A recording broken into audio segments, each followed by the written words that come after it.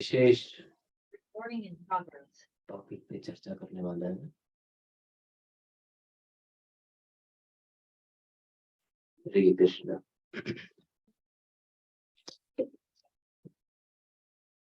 तो मैं कुछ विशेष तरीके से प्रस्तुत करना चाहूंगा। आज हम कार्तिक मास के महात्म्य के ऊपर चर्चा करने वाले हैं और कुछ बोलने से पहले मैं प्रार्थना अर्पण करता हूँ। आशीर्वाद की याचना करता हूँ समस्त वरिष्ठ वैष्णवों के चरणों में कि जो कुछ भी मैं कहूँ इससे मेरे हृदय का शुद्धिकरण हो और आप सभी के जीवन में कुछ लाभ प्रदान हो। प्रार्थना हमारी मंगलाचरण प्रार्थना बोल के डिस्कशन। ओम अज्ञानतिमिरन्धस्य ज्ञानाञ्जनशलाकया चक्षुरुन्मिलितं येन तस्मै श्रीगुरवे नमः। श्रीचैतन्यमनोभीष्टं स्थापितं येन भूतले स्वयं रूपः कदा मह्यं ददाति स्वपदान्तिकम्।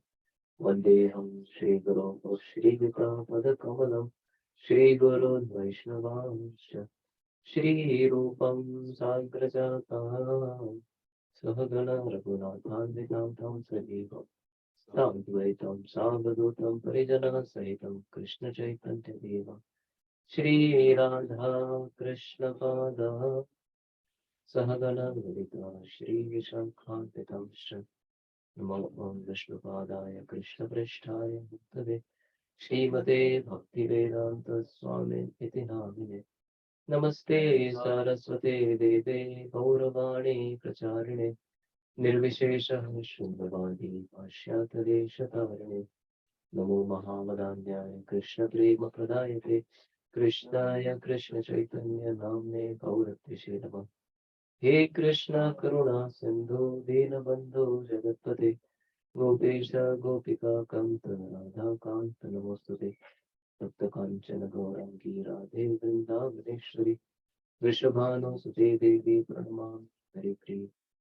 वाञ्छाकल्पतरुभ्यश्च कृपा सिन्धुभ्य एव च पतितानां पावनेभ्यो वैष्णवेभ्यो नमो नमः। जय श्री कृष्ण चैतन्य प्रभु नित्यानंद श्री अद्वैत गदाधर श्रीवासादि गौर भक्तवृंद। हरे कृष्णा कृष्ण कृष्ण हरे हरे हरे राम राम राम हरे हरे। गुरु के वचनों को मन लगाए कृपा तो हम वंदे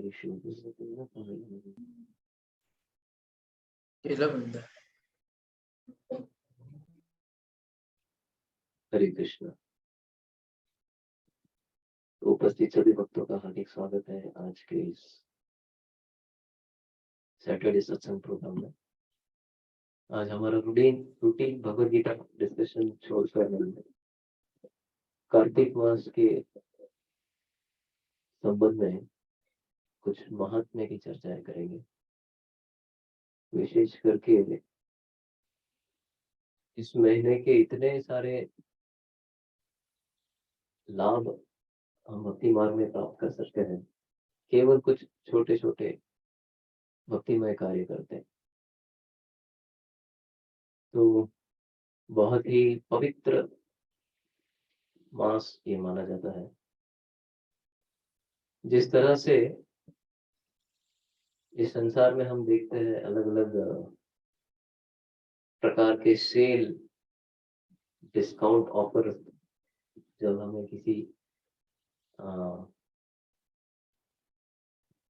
किसी कार्य को करने के लिए प्रेरित करते हैं, लाइक मेनली शॉपिंग।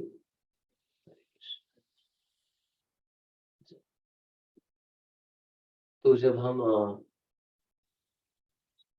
किसी भी प्रकार के इस तरह के विज्ञापन को देखते हैं,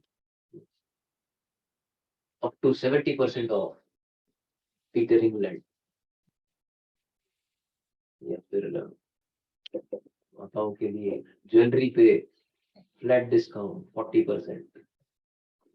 बिग बिलियन डे, या Flipkart recently celebrated big billion day. तो हजारों लाखों लोगों ने पता नहीं क्या क्या खरीदी किया। क्यों? केवल इस वजह से क्योंकि कुछ रूटीन प्राइजेस में छूट थी, कुछ परसेंटेज ऑफ था, तो कस्टमर को बेनिफिट नजर आया तो चांस ले लिया, फायदा उठा लिया। इसी प्रकार से ये जो कार्तिक मास है, इसे उस प्रकार का बम्पर सेल ऑफर माना जाता है। कुछ साल पहले मैं नासिक मंदिर में था, ठाकुर के साथ किसी यात्रा के लिए गया। वहां पे उस समय नासिक मंदिर के प्रेसिडेंट कार्तिक महीने में श्रीमद् भागवतम कथा कर रहे थे। तब उन्होंने जो कहा मुझे अभी भी बहुत अच्छी तरह से याद है। रोज जी कह रहे थे कि कार्तिक महीने में इतनी कृपा की वर्षा होती है, आपको केवल एक्टिंग करनी है। उन्होंने कहा आप बेगर नहीं है, आप कोई भिखारी नहीं है, लेकिन बस कुछ फटे कपड़े पहन लो और सिग्नल पे खड़े रह के थोड़ा एक्टिंग कर लो। तो उनका बोलने का मतलब यह था कि आप भक्त नहीं हो, या नहीं बन पाए अब तक, या बनने का प्रयास कर रहे हो। केवल इस एक महीने के लिए आप प्रैक्टिस कर लो, यानी एक्टिंग कर लो, प्रयास कर लो, और भगवान के पास में जाके थोड़ा थोड़ा सा उनको कुछ प्रार्थना अर्पण कर दो, उनके नाम का थोड़ा सा जप कर दो, जस्ट एक्टिंग करने के लिए। अगर ये एक महीना केवल आप इस प्रकार की एक्टिंग भी कर लोगे, तो भगवान उस एक्टिंग को एक्चुअलिटी समझ के आपको भगवत धाम दे देंगे, आपको गोलोक धाम में वास दे देंगे। तो इतना ज्यादा उदार हो जाते हैं भगवान इस महीने में। तो ऐसा क्या है इस महीने में जो भगवान इतने उदार हो जाते हैं? तो कुछ कारण है, फिलोसॉफिकल या फिर डिवोशनल, इलॉजिकल रीजंस। डिवोशन के लिए कभी लॉजिक काम नहीं करता, इसलिए मैंने कहा डिवोशनल इलॉजिकल रीजंस। सर्वप्रथम, जितने भी मास है, एक वर्ष में जितने भी मास आते हैं, एक, ठीक है, मैं आपको कुछ अलग तरीके से समझाऊंगा। एक दिन में 24 घंटे होते हैं। उन 24 घंटों में सबसे बेस्ट टाइम होता है ब्रह्म मुहूर्त, 3 से 6 के बीच नॉर्मली, हमारे इंग्लिश घड़ी के हिसाब से। Morning 3 AM to 6 AM is Brahma मुहूर्त। तो ये समय आध्यात्मिक प्रगति के लिए या फिर आध्यात्मिक कार्यों के लिए बहुत फेवरेबल होता है। Most beneficial time of the day to do spiritual activities is Brahma muhurta, 3 AM to 6 AM। एक दिन में ये बेस्ट टाइम होता है। एक महीने में 2 बेस्ट दिन होते हैं। कोई guess? Very good, Ekadashi. Purnima भी बेस्ट दिन होता है, पर स्पिरिचुअल प्रोग्रेस के पर्सपेक्टिव से हम चर्चा कर रहे हैं। तो महीने में 2 दिन बेस्ट होते हैं, वो है एकादशी के दिन। इसी प्रकार से साल में बेस्ट मंथ होता है स्पिरिचुअल प्रोग्रेस के लिए, दैट इज कार्तिक मंथ। तो 4 महीने विशेष माने जाते हैं एक साल में, चातुर्मास। किसी को नाम पता है 4 महीने कौन से होते हैं? Yes. श्रावण, भाद्रपद, श्रेय, कार्तिक। तो चातुर्मास की शुरुआत श्रावण महीने से होती है। तो इन चारों महीनों में बहुत सारे आस्तिक लोग बहुत सारे अलग अलग करते तप करते हैं, भक्ति भक्ति करते हैं। क्यों? केवल एक ही कारण, क्योंकि वो आध्यात्मिक प्रगति के लिए लालायित, ग्रीडी। तो जिस प्रकार से कोई greedy shopping interested person sale ढूंढते रहता है हर बार, अभी आजकल ऑनलाइन शॉपिंग में बहुत आसान हो गया है। अमेजोन में आपको खुद से नोटिफिकेशन आएगा कि today is lightning day. Even though it is called as lightning day, आपको उसका लाइटनिंग नोटिफिकेशन आएगा और लाइटनिंग परचेस भी आप कर लेंगे। उसी प्रकार से जो आध्यात्मिक प्रगति करने के लिए लालची होते हैं, ग्रीडी होते हैं, वो इन 4 महीनों का इंतजार करते रहते, ढूंढते रहते कब आ रहा है चतुर्मास, कब आ रहा है चतुर्मास। पहले महीने में, श्रावण महीने में, बहुत सारे भक्त विशेष करके शिव जी की उपासना करते हैं और वैष्णव पद्धति के अनुसार इन 4 महीनों में 4 प्रकार के अलग अलग उपवास रखे जाते हैं। किसी को पता है? श्रावण महीने में फर्स्ट महीना जो होता है चतुर्मास का, उसमें एक वस्तु हम नहीं ग्रहण करते पूर्ण मास में।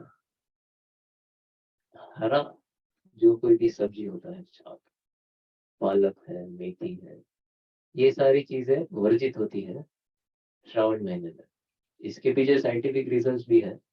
उस महीने में green leafy vegetables are not very hygienic. तो हमारे शास्त्रों में जो कुछ भी नियम या फिर रेगुलेशंस बताए गए हैं, उनके पीछे बहुत सारे साइंटिफिक इक्विवेलेंट रीजंस भी हम ढूंढ सकते हैं। तो जिन लोगों को शास्त्र के बताए हुए मार्गदर्शन पे श्रद्धा नहीं बैठती है, वो लोग थोड़ा साइंटिफिक बैकअप लेके अपनी श्रद्धा को बढ़ा सकते हैं। दूसरा महीना होता है भाद्रपद मंथ। इस महीने में हम दही से उपवास रखते हैं। पूरा महीना दही नहीं स्वीकार किया जाता है। अगर ये सुनते सुनते आपको लग रहा हो अगर मैंने तो नहीं फॉलो किया, तो कोई बात नहीं, अगले साल हम प्रयास कर सकते हैं। भगवान बहुत दयालु है। अगले साल हम फिर चतुर्मास आएगा तब उसे ठीक से पालन कर पाएंगे। तो दही वर्जित होता है भाद्रपद महीने में। पिछला महीना जो है अश्विन महीना, जो आज आखिरी दिन है अश्विन महीने का, इसमें हम दूध से उपवास रखते हैं, मिल्क इज फास्टेड।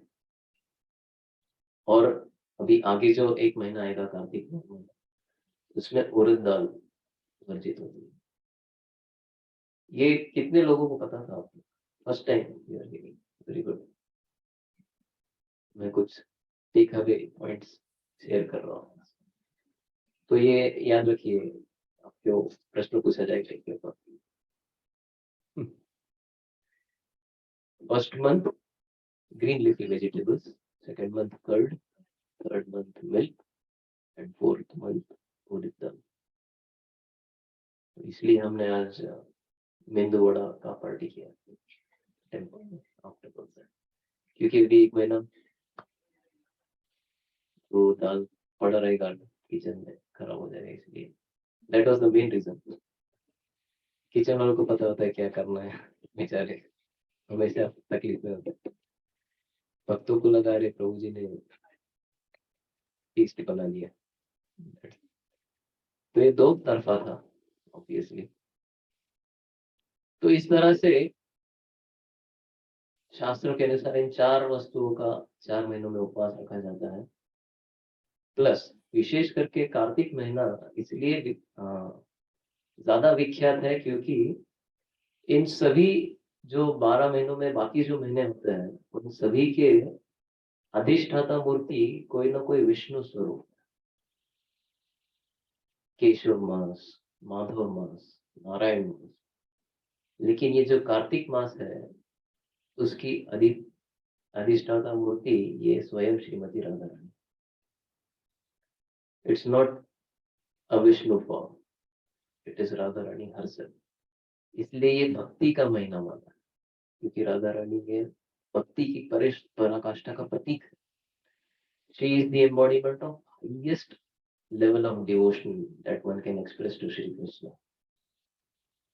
और इसीलिए ये महीना भगवान श्री कृष्ण का अति प्रिय महीना भी कहा जाता है, क्योंकि भगवान कृष्ण की सबसे प्रिय भक्त जो है वो श्रीमती राधा। और उनका ये महीना है कार्तिक, इसलिए भगवान को ये मास बहुत पसंद है। और भगवान के भक्त होने के नाते इट इज क्वाइट ऑब्वियस कि सभी डिवोटीज को भी ये महीना बहुत पसंद है और बहुत उत्साही हो जाता है वातावरण भक्तों के संग में। अभी आप कल से अगर मंदिर में आओगे तो दोनों टाइम सुबह शाम हम एक विशेष प्रार्थना अर्पण करेंगे जिसे कहा जाता है श्री दामोदर अष्टकम।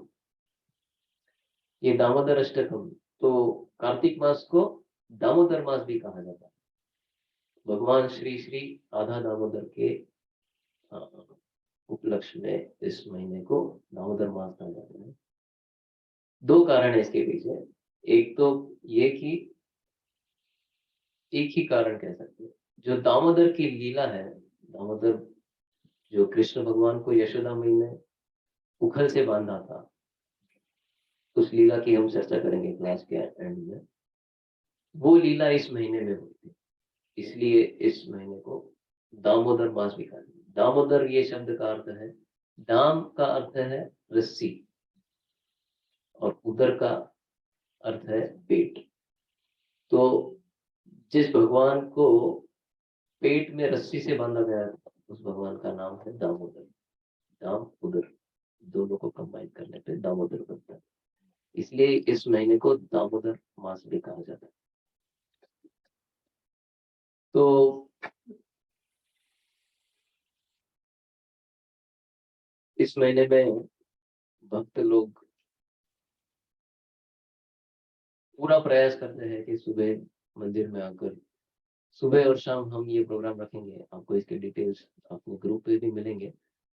हम दामोदर अष्टक नाम की ये विशेष प्रार्थनाएं भगवान को गाकर अर्पण करते हैं और भगवान को घी का दिया अर्पण किया जाता है सभी के द्वारा।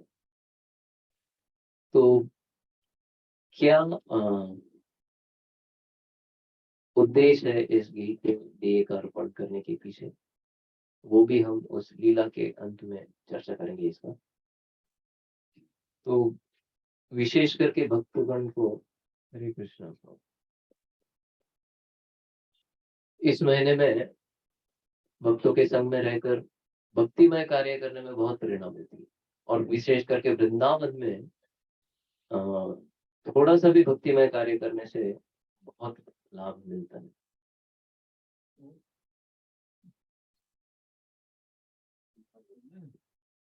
तो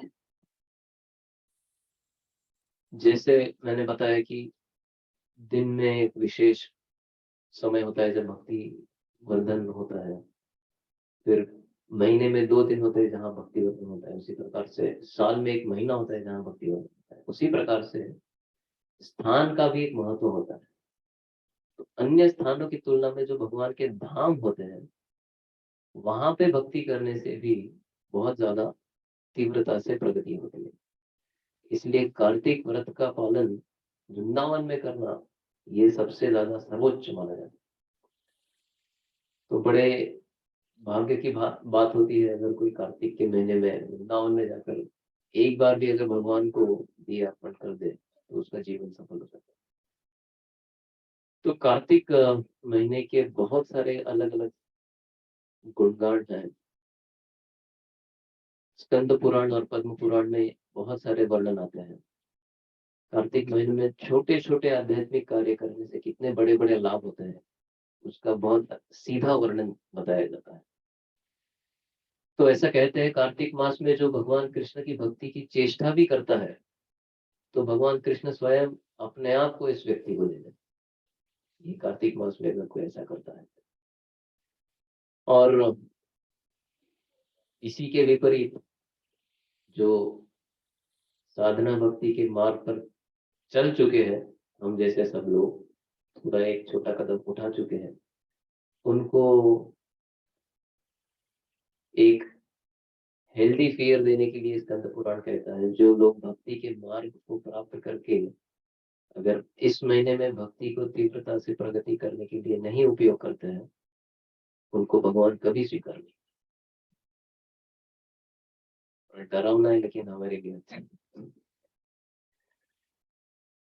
Just like a person who gets a gem, कोई चिंतामणि पत्थर किसी व्यक्ति को मिल जाए, लेकिन उस चिंतामणि पत्थर की वैल्यू को वो ना समझे और उस पत्थर चिंतामणि पत्थर को साधारण पत्थर समझ के कचरे में अगर कोई डाल दे, तो उस व्यक्ति का ही नुकसान है। उसी प्रकार से आध्यात्मिक जीवन में प्रवेश करने के बाद में अगर कोई कार्तिक मास में थोड़ा सा एक्स्ट्रा कुछ नहीं करने का प्रयास करता अपने भक्तिमय जीवन में, तो भगवान कभी भी उसे अपनी भक्ति प्रदान नहीं करते। ऐसी घोषणा है। तो ये मेरे लिए है। तो ऐसा कहा जाता है, जो भी हम व्रत अपने जीवन काल में लेते हैं, उसका फल इस जीवन तक ही सीमित होता है। लेकिन जो कोई भी कार्तिक मास में किसी भी प्रकार का छोटा व्रत अगर ले ले, तो उस व्रत का फल कम से कम 100 जन्म तक उसके साथ चलता है। फॉर एग्जाम्पल, कार्तिक मास में अगर मैं व्रत ले लूं कि मैं रोज 16 माला जप करूंगा, इसका बेनिफिट मुझे 100 लाइफ टाइम तक मिलेगा। बाकी महीनों में अगर मैं 16 माला कर भी लूं, ऑब्वियसली स्पिरिचुअल बेनिफिट मिलेगा, लेकिन कार्तिक मास की महिमा के अगर दृष्टिकोण से देखा जाए तो ये विशेष लाभ है। तो किस प्रकार का व्रत रखना चाहिए और व्रत रखने का लक्ष्य क्या होना चाहिए, इसके ऊपर भी हम चर्चा करेंगे थोड़ा, क्योंकि ये बहुत महत्वपूर्ण है। बहुत बार भक्त उत्तेजित होकर, ओवर एंथुसियास्टिक होकर व्रत ले लेते हैं लेकिन पालन नहीं कर पाते, या फिर व्रत ऐसा ले लेते हैं जिसको पालन करते करते तबीयत भी बिगड़ सकती है कभी कभी। सो व्रत कैसे लेने चाहिए, कौन से लेने चाहिए, इसके ऊपर भी हम थोड़ी चर्चा करेंगे। Some practical guidance on that. तो आगे कार्तिक महात्मा के संबंध में आता है कि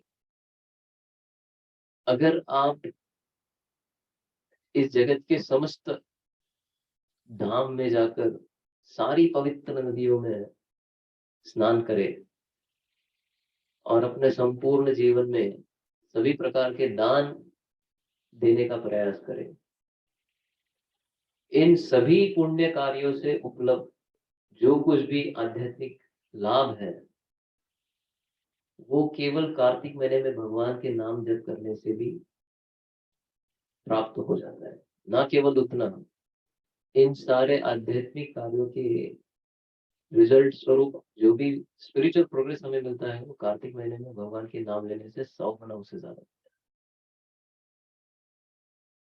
इक्वेशन समझ में आएगा?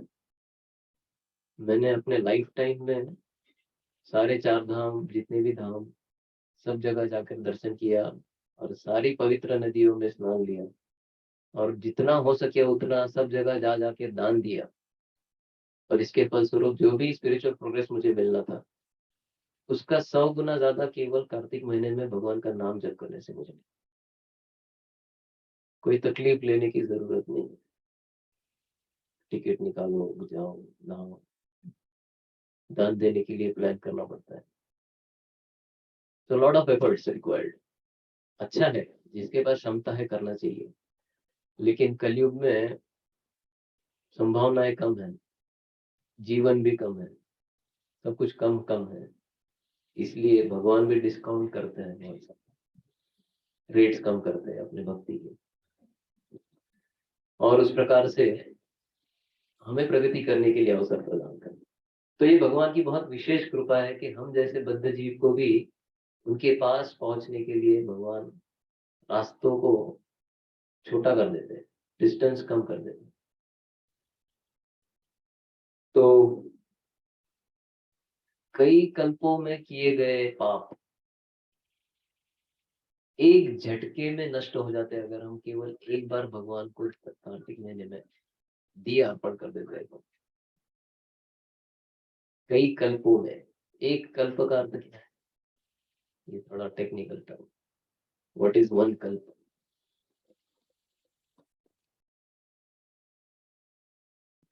थोड़ा गेस कीजिए, फिलोसॉफिकल गेसिंग इज अलाउड। प्रशांत प्रो कुछ तो सोच रहे हैं।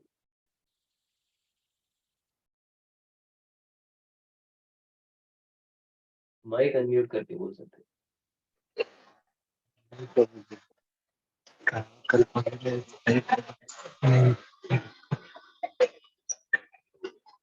ओके, कोई बात नहीं। एक कल्प यानी 4 युगों का एक जो पूरा साइकिल होता है उसे एक कल्प कहा जाता है। 4 युग के नाम तो पता होंगे ना, सतयुग, द्वापर युग, त्रेता युग और हमारा प्रेजेंट युग, मोस्ट ग्लोरियस वन, कलयुग। तो ये 4 युग जब इकट्ठा होकर के पूरे होते हैं इसे एक कल्प कहा जाता है। और ऐसे लाखों कल्पों के किए हुए पाप एक दिया ऑफर करने से नष्ट हो जाता है। ये हाइट ऑफ डिस्काउंट।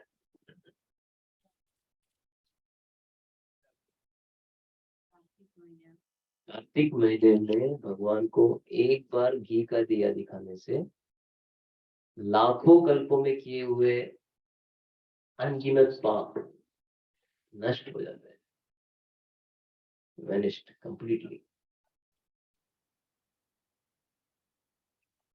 इस एक स्टेटमेंट का इम्पोर्टेंस अगर हमें और समझना है तो आप जस्ट अपने एक दिन में कितने हम पाप अनजाने में कर लेते हैं उसका हिसाब लगाने का प्रयास कीजिए। Every time we are breathing we are killing so many germs. Every time we light a fire in kitchen we are killing so many germs. जितने बार हम चलते हैं, बैठते हैं, खाते हैं, सोते हैं, बोलते हैं, ये अनअवॉइडेबल एक्टिविटीज है हमारे बॉडी की, उसमें ही इतने पाप होते हैं। प्लस वो अलग जो लोग सिगरेट पीते हैं, दारू पीते हैं, मांस खाते हैं, दैट इज एडिशनल सिन। तो ये केवल एक दिन में इतना है, एक साल में कितना होगा, एक जन्म में कितना होगा, हमारे कलयुग के कितने जन्म में कितना होगा। और क्योंकि हम कलयुग तक अभी तक जिंदा है इस भौतिक जगत में, तो हम त्रेता युग में भी होंगे कहीं ना कहीं, द्वापर में भी होंगे, सतयुग में भी होंगे। और एक कल्प में टिक गए यहाँ तो पिछले कल्पों में भी होंगे ही। तो इस तरह से कितना हमारा पाप का घड़ा बढ़ते जा रहा है पता नहीं। तो ये महिमा है कार्तिक मास की। लेकिन क्योंकि यहाँ पे पाप के निवारण की चर्चा हो रही है, एक महत्वपूर्ण बात मैं बताना चाहूंगा। हमारा उद्देश्य ये नहीं होना चाहिए कि मैं जानबूझ के पाप कर लूं और उससे दिया दिखा के छुटकारा पा लूं। भगवान के नाम जप में 10 प्रकार के अपराध बताए गए हैं पद्म पुराण में। उसमें से जो 7वां अपराध है वो यह है कि भगवान के नाम के बल से पाप करना। तो श्री चैतन्य चरितामृत में यह श्लोक आता है कि एक कृष्ण नाम लय सर्व पाप क्षय। भगवान कृष्ण का एक बार नाम जप करने से सारे पाप क्षय हो जाते हैं। उसी प्रकार दामोदर महीने में भगवान को एक बार दिया दिखाने से सारे पाप नाश हो जाते हैं।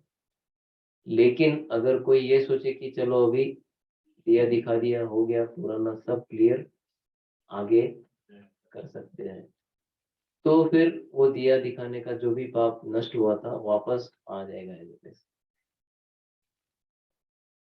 तो हमारा उद्देश्य ये नहीं होना चाहिए कि भाई चलो मुक्ति मिल जाएगी।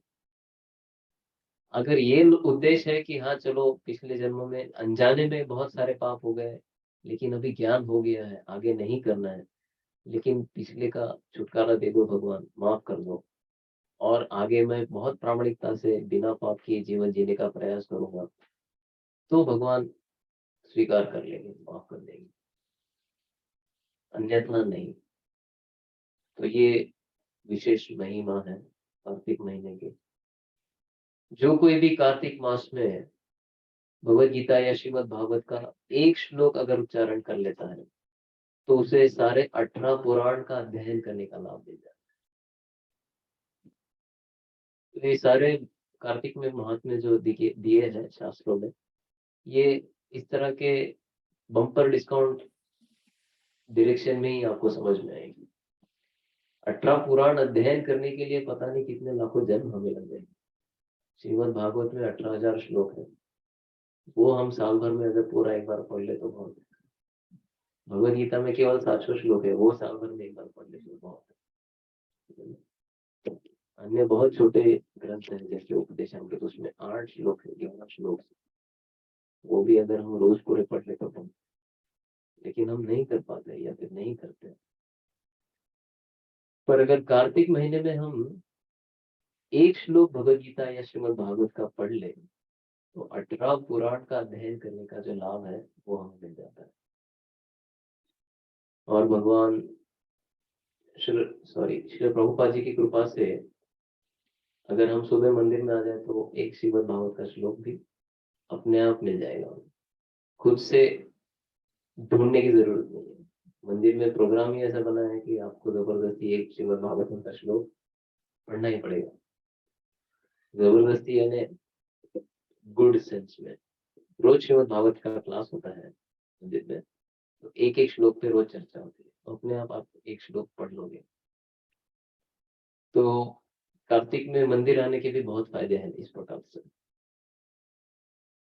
और जो भी भगवान के लीला या तत्व के संबंध में श्रवण करने की आतुरता व्यक्त करता है इस कार्तिक महीने में, उस व्यक्ति के वंश के 100 जनरेशन भगवान उन्हें भक्ति देने का वादा करते हैं। तो हम हमारे डिसेंडेंट्स को भक्ति दे पाएंगे या नहीं, हमारे में वो क्षमता है या नहीं, या फिर वो लोग स्वीकार करेंगे या नहीं, हमें ये सब नहीं पता। लेकिन इस महीने में केवल हम अगर श्रवण की आतुरता भगवान को दिखाए कि मैं आपके बारे में सुनने के लिए उत्सुक हूँ, आपको जानने के लिए उत्सुक हूँ, तो भगवान ये जिम्मेदारी लेते हैं कि उस उत्सुक व्यक्ति के वंश में 100 जनरेशन का भक्ति गारंटी हो जाता है। तो शायद हम भी हमारे पूर्वजों के किसी भक्ति, कार्तिक महीने की भक्ति के फलस्वरूप अभी भक्ति में जुड़े हो, ये भी संभव है।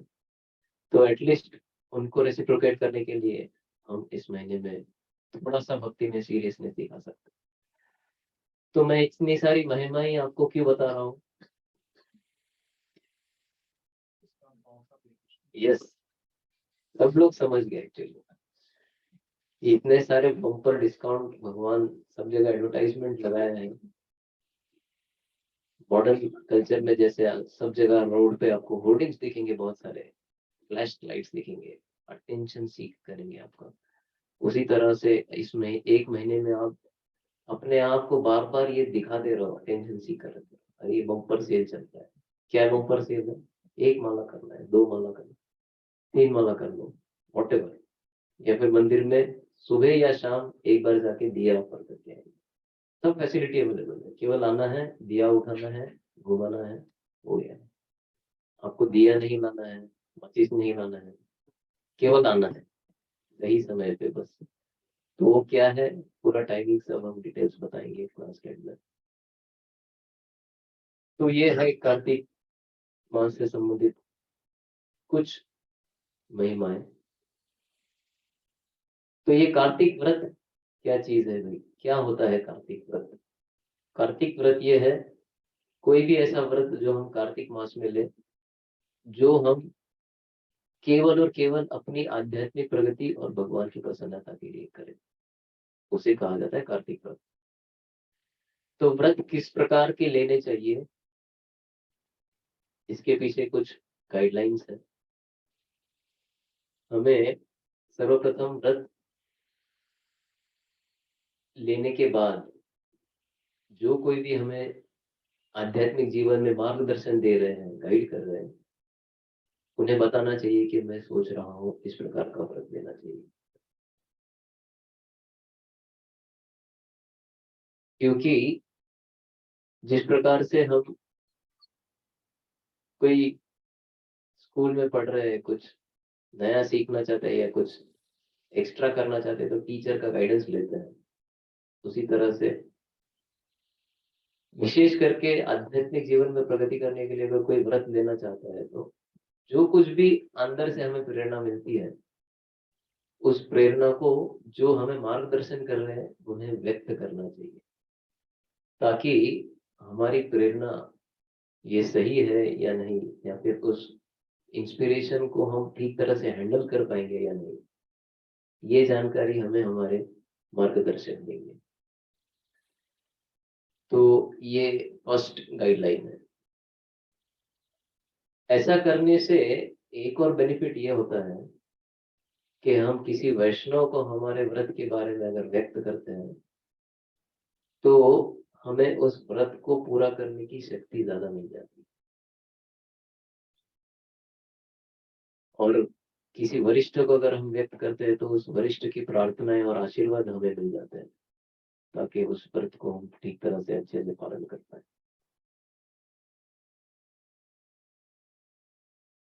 दूसरा, व्रत ऐसे लेने चाहिए जो हमें आध्यात्मिक प्रगति करने के लिए सेफली आगे बढ़ाए। लाइक फॉर एग्जाम्पल, कभी कभी हम अति स्फूरित हो जाते हैं, ओवर एंथुजियास्टिक होकर कुछ ऐसे व्रत ले लेते हैं कि बाद में समझ में आता है अरे भारी पड़ रहा है, तो भगवान सिंसियरिटी देखकर क्षमा कर देंगे, कोई उसमें बुराई नहीं है। लेकिन इससे हम डिमोरलाइज हो जाते हैं बहुत लाइफ में, कह रहे मैंने व्रत लिया और कर नहीं पाया। तो ऐसा उत्साह कम हो, उससे अच्छा है कि हमारी क्षमता, हमारे अनुभव के हिसाब से एक ऐसा स्टेप आगे बढ़ाए जिससे हम सफलतापूर्वक कर पाएंगे और हमें इंस्पिरेशन बढ़ने में मदद मिलेगी। तो क्या है वो लाइन, डिमार्केशन लाइन, जो हमें अंडरस्टैंड करने में मदद करेगी ये मेरे लिए ज्यादा है या कम है। तो इतना ज्यादा करना है केवल जो थोड़ा सा हमें जिससे तकलीफ होगी। तो तपस्या का एक डेफिनेशन श्रील प्रभुपाद अपने किताबों में बताते हैं कि voluntarily acceptance of some inconvenience. उदाहरण मैं देता हूँ तो इजी हो जाएगा समझ। सुबह उठना, के चेहरे पे एक विशेष मुस्कुराहट है। सुबह उठना ये एक प्रकार का व्रत हो सकता है कार्तिक, एक तत्व। तो सुबह उठने में सेहत को कोई हानि नहीं है, it's not hazardous for health. Actually English में प्रोवर्ब है, विषय का इंग्लिश में क्या प्रोवर्ब है, सुबह उठने में क्या क्या होता है, अर्ली टू बेड ऐसा कुछ तो है ना। उसको बीच में से मैंने खींच लिया, इसलिए उसका ध्यान नहीं है। ठीक है, आप अपने इसमें व्यस्त रहो, अच्छा है बिल्कुल। हाँ, मेरी गलती है एक्चुअली, इतने अच्छे से पढ़ रही थी बेचारी। तो हमें बचपन में सिखाया है early to bed early to rise makes man healthy wealthy and wise. ये सब तीन चीजें हम चाहते हैं, लेकिन पहला दो फॉलो नहीं करना चाहते। ये इन्हें फॉलो नहीं करना चाहते की बात नहीं है, लेकिन हम इस इक्वेशन को समझ नहीं पाते हैं, अप्लाई करना नहीं चाहते हैं, मुश्किल कर देते हैं। केवल एक ही कारण है, इसे इंग्लिश में कहा जाता है सेटिंग राइट प्रायोरिटी।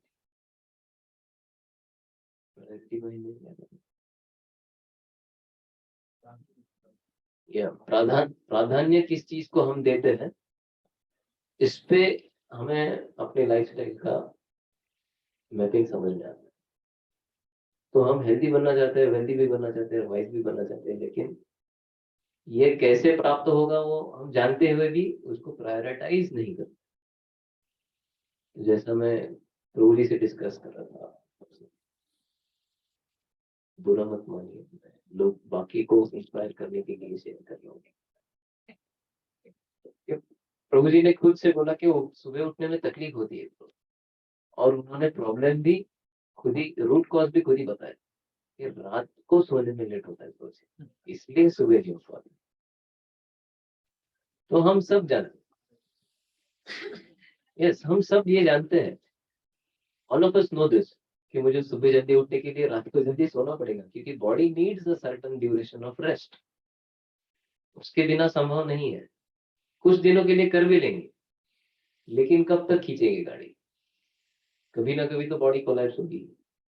इसलिए हमें कार्तिक महीने में अगर व्रत लेना है जल्दी उठने का, तो हमारा व्रत सुबह नहीं शुरू होता है, रात में शुरू होता है, अगली रात को, ताकि हम टाइम पे सो पाए, और ये आसान होगा टाइम पे उठने के लिए। मैं अपने प्रैक्टिकल एक्सपीरियंस से आपको बता सकता हूँ। पिछले, ये कौन सा साल चल रहा है, 2022, पिछले 9 साल से मैं सुबह 4 के बाद कभी नहीं सोया, अनलेस आई एम सिक। अगर कभी बीमार हो तो मैं सोया पड़ा हूँ, otherwise 2030, even before that, 2011 onwards, I never slept after 4 a.m.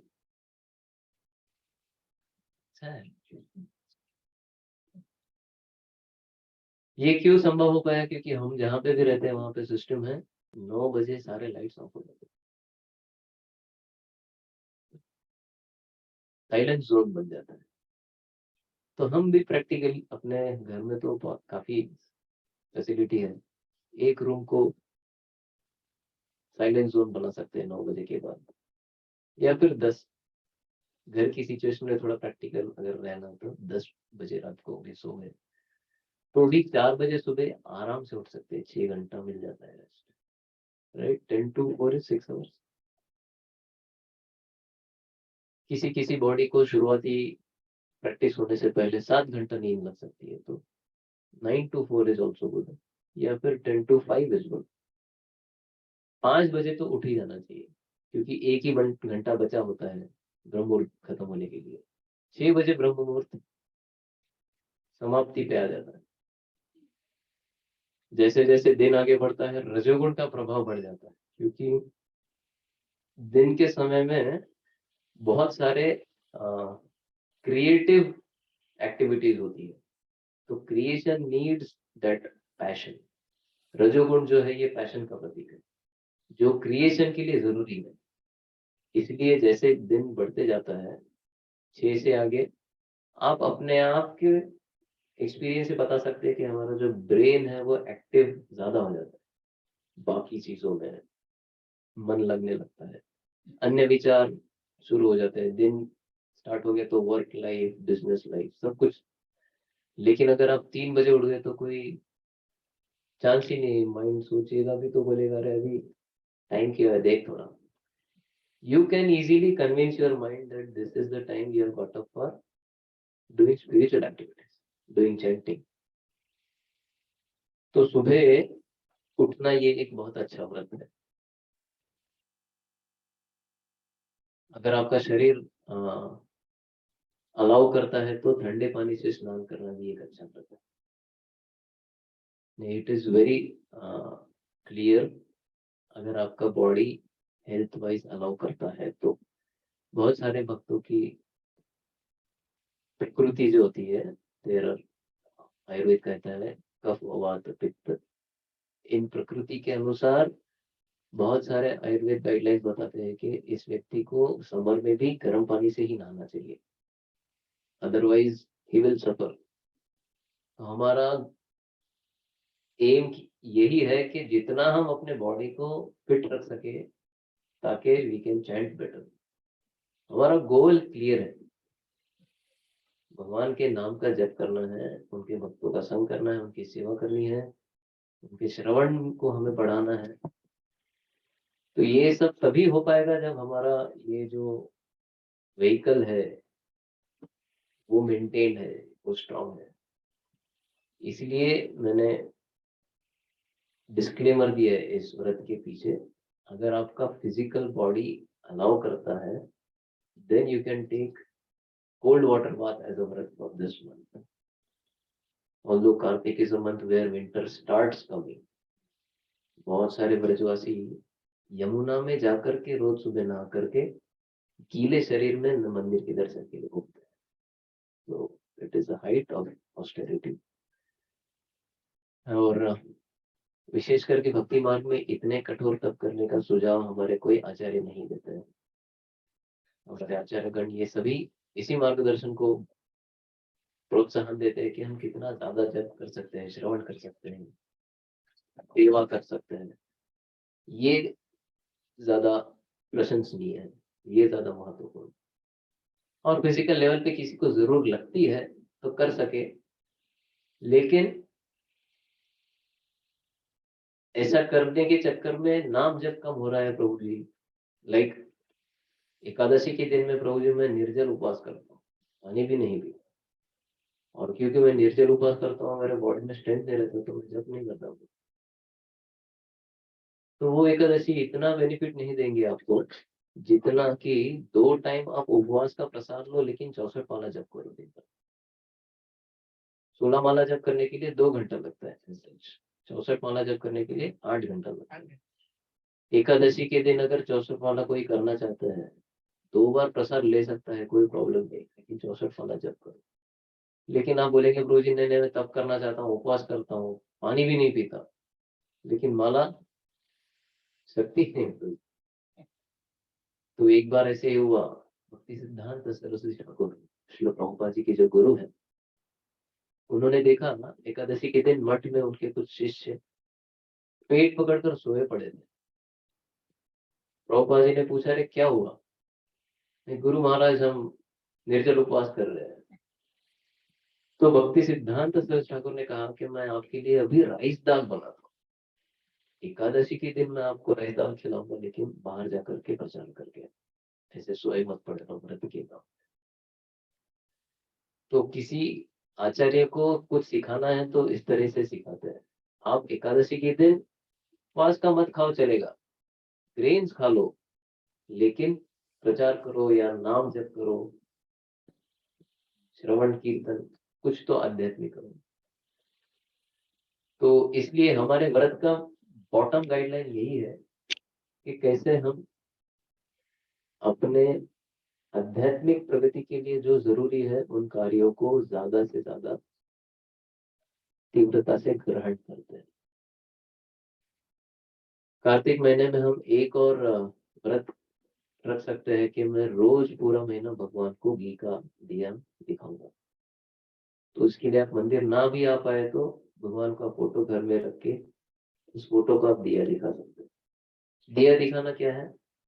आपको घी का एक दिया प्रज्वलित करना है और भगवान को 7 बार आप दिया घुमा सकते हैं, हरे कृष्ण मंत्र बोल के गा के, जैसा आपका भाव.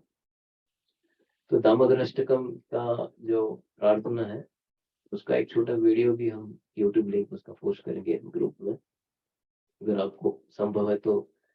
कार्तिक मास में ये एक व्रत भी सब लोग लेते हैं कि पूर्ण मास कम से कम एक बार दामोदर अष्टकम का रोज सुबह या शाम गायन या उच्चारण करते हैं. हम कार्तिक महीने में तुलसी को जल अर्पण करेंगे, ऐसा भी व्रत कर सकते हैं.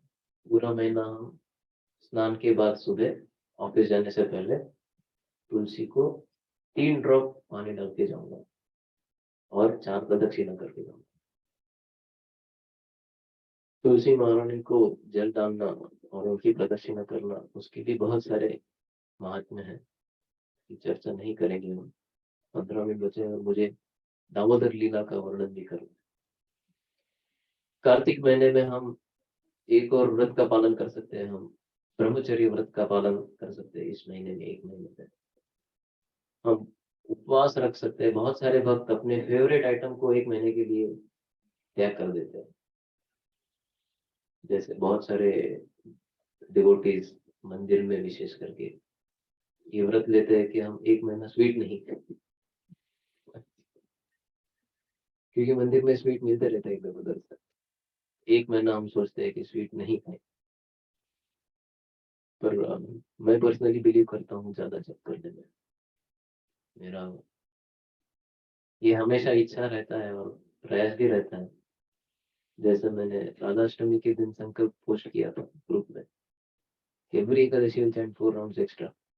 तो संकल्प पालन करने में शक्ति तो मिलती है, तो उसी संकल्प को मैं एक्सटेंड करना चाहता हूँ। कार्तिक मास में मैं रोज 4 माला एक्स्ट्रा जप करना चाहता हूँ। ये मैंने अपना संकल्प व्यक्त किया आप सबकी प्रेरणा के लिए, ताकि आप मेरे लिए प्रार्थना करोगे और होपफुली मेरा एग्जाम्पल लेकर आप लोग भी अपना जप बढ़ाओगे। जय। एक और बहुत अच्छा और बहुत लाभदायक व्रत हम कार्तिक महीने में ले सकते हैं। हम सम पूरे महीने रोज भक्तों का संग करेंगे। अभी भक्तों का संग करने का मतलब क्या है प्रभु जी? भक्तों के संग में क्या होता है? भगवान कृष्ण का श्रवण या कथा। तो इनडायरेक्टली डायरेक्टली कहने का मतलब यह है कि या तो मैं रोज ऑनलाइन या ऑफलाइन आधे घंटे के लिए कोई तो प्रवचन सुनूंगा। अगर आप सोचेंगे अरे महीना भर कौन सा प्रवचन सुनना है, क्या करना है, वो गाइडलाइन सब मिल जाएगा। आप पर्सनली अप्रोच कर सकते हैं। एक आसान तरीका है, आज आप रोज सुबह इस्कॉन विशाल नगर का यूट्यूब चैनल लाइव क्लास चलता है 6:45 से 7:30, वो अटेंड कर सकते हैं। अगर आप पास में रहते हैं, जो कि आप रहते हैं, तो आप इस महीने में रोज सुबह भागवतम क्लास के लिए फिजिकली टेम्पल में आ सकते हैं। इससे 2 फायदे हैं, 3 फायदे एक्चुअली, 3 फायदे, तीसरा ज्यादा इंपॉर्टेंट है। पहला फायदा, आपका सत्संग हो जाएगा। आपका जो व्रत अगर आप लेना चाहते हैं तो भक्तों का संग लेने का जो सत्संग है वो व्रत पूरा हो जाएगा। दूसरा फायदा है, आपको रिटर्न जाने से पहले ब्रेकफास्ट प्रसाद मिल जाएगा। ये दूसरा फायदा है। और तीसरा और बहुत इंपॉर्टेंट फायदा ये है कि आपको भागवतम क्लास के बाद में भगवान को दिया दिखाने का अवसर मिलता है। तो प्रायोरिटी आप सेट कर सकते हैं अपने लिए। केवल ये 1 महीना एक्टिंग करना है, जैसे मैंने स्टार्टिंग में बताया, बस एक्टिंग करो कि भगवान मैं एकदम शुद्ध भक्त बन चुका हूँ, रोज मंदिर आता हूँ रोज। ये एक एक्टिंग हमको एक्टर बना देगी। बोलने का मतलब यह है कि आप इतना भक्ति में रम जाओगे कि कार्तिक मास खत्म होने पर भी आप बोलोगे let me continue this vrat for my entire life.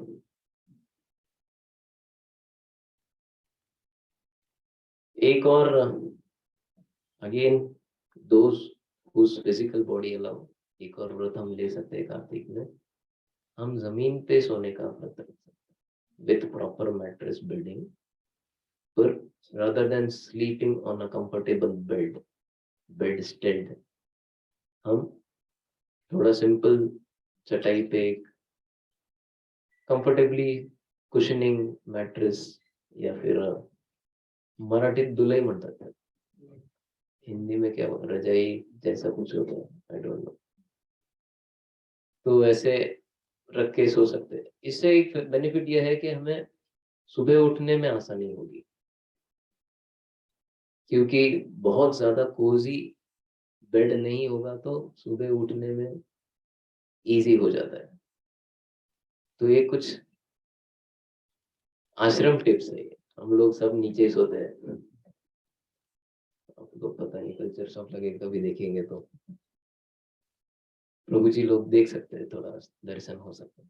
रात को अगर आप 9:15 बजे के बाद में मंदिर में होंगे, हर जगह आपको जमीन पे लेटे हुए भक्त दिखेंगे, प्रसादम हॉल में, टेम्पल हॉल में। तो हम लोग अपना अपना पर्सनल मॉस्किटो नेट में सोते हैं, तो टेंट के जैसा था, छोटा पर्सनल इंडिविजुअल, टेंट खोल के अंदर घुस जाओ, बंद कर लो, सो जाओ। तो ये एक व्रत हो सकता है। कार्तिक महीने में एक और आसान व्रत है, हम दान कर सकते हैं। विशेष करके भगवान के लिए जो दिए अर्पण होते हैं, उस दियों का, उस दिए में लगने वाले घी का, या फिर उस घी के को जो जलाती है वो बात जिसको बोलते हैं, तो ये आप कर सकते हैं। मंदिर में आओगे तो इसका डिटेल्स आपको मिल जाएगी। कार्तिक महीने में हम एक और व्रत ले सकते हैं। हम श्रीमती राधा रानी का प्रणाम मंत्र रोज उच्चारण कर सकते हैं 1 महीने के लिए, याद भी हो जाएगा। तो आप मेरे पीछे रिपीट करने का प्रयास कीजिए। तप्त कांचन गौरांगी राधे वृंदावनेश्वरी वृषभानुसुते देवी प्रणमामि हरि प्रिये। बहुत आसान है याद करने के लिए। तप्त कांचन गौरांगी, तो ये राधा रानी के स्वरूप का वर्णन है पहली लाइन में। कांचन का अर्थ होता है सोना। मेरी दादी का नाम था कांचन, सोना। तप्त कांचन का अर्थ होता है जो पिघला हुआ सोना है। तो सोना और पिघला हुआ सोना में कौन ज्यादा चमकदार होता है? पिघला हुआ सोना। It is more shining. Gaurangi, तो राधारी के स्वरूप को 2 उपमाओं से वर्णित किया है। उनका शरीर गोरा है और उसका रंग कैसा है? मोल्टन गोल्ड की तरह है। और राधे वृंदावनेश्वरी, वृंदावन की ईश्वरी है वो। और किनकी सुपुत्री है? ऋषभानु सुते देवी, ऋषभानु महाराज की सुपुत्री है। ऐसे हरि की जो प्रिय है उनको मैं प्रणमामि हरि प्रिय। तो बड़ा आसान है याद करने के लिए। इसको भी हम ग्रुप पे पोस्ट कर देंगे। बहुत सारा चेकलिस्ट बनाना पड़ेगा मुझे। एटलीस्ट 2-3 चीजें तो मैं आज रात को सोने से पहले कर ही दूंगा। तो ये है कुछ व्रत जो हम रख सकते हैं। आप अपने हिसाब से भगवान को सोने से पहले आज प्रार्थना कीजिए। कल से कार्तिक मास चालू हो रहा है, भगवान आपका फेवरेट महीना है, मुझे कुछ तो प्रेरणा दीजिए। कोई ऐसा व्रत मैं लूं जिसे मैं आपकी प्रसन्नता के लिए पूरे महीने भर पालन कर पाऊं। और जो कोई भी आवाज आपको रात को ही सुनाई देगी तो आप रात को मैसेज भेज सकते हैं, या फिर सुबह सुनाई देगी तो सुबह इन्फॉर्म कर सकते हैं किसी एक मार्गदर्शक को, जिनके ऊपर आपको विश्वास है कि ये हमें प्रेरणा देंगे, या फिर हम अगर कुछ गलत कर रहे हैं तो गाइड करेंगे। 7:53 हो चुके हैं। मैं दामोदर लीला का वर्णन करूंगा श्योरली, थोड़ा शॉर्ट में करेंगे, क्योंकि दामोदर लीला ये बहुत विस्तारित है और इतनी मधुर है कि जितने डिटेल्स में आप इसका वर्णन करोगे उतना और अच्छा लगेगा। तो भगवान श्री कृष्ण के जीवन की सारी लीलाओं में, जैसे द्वारका लीला, मथुरा लीला, कुरुक्षेत्र लीला, वृंदावन की जो लीलाएं हैं वो अति सराहनीय है। They are most glorified. In that also भगवान की जो बाल लीलाएं वो सबसे मधुर मानी जाती है। और इसके पीछे एक विशेष कारण ये है कि भगवान की बाल लीलाएं केवल इस भौम वृंदावन में ही संभव है। कैसे?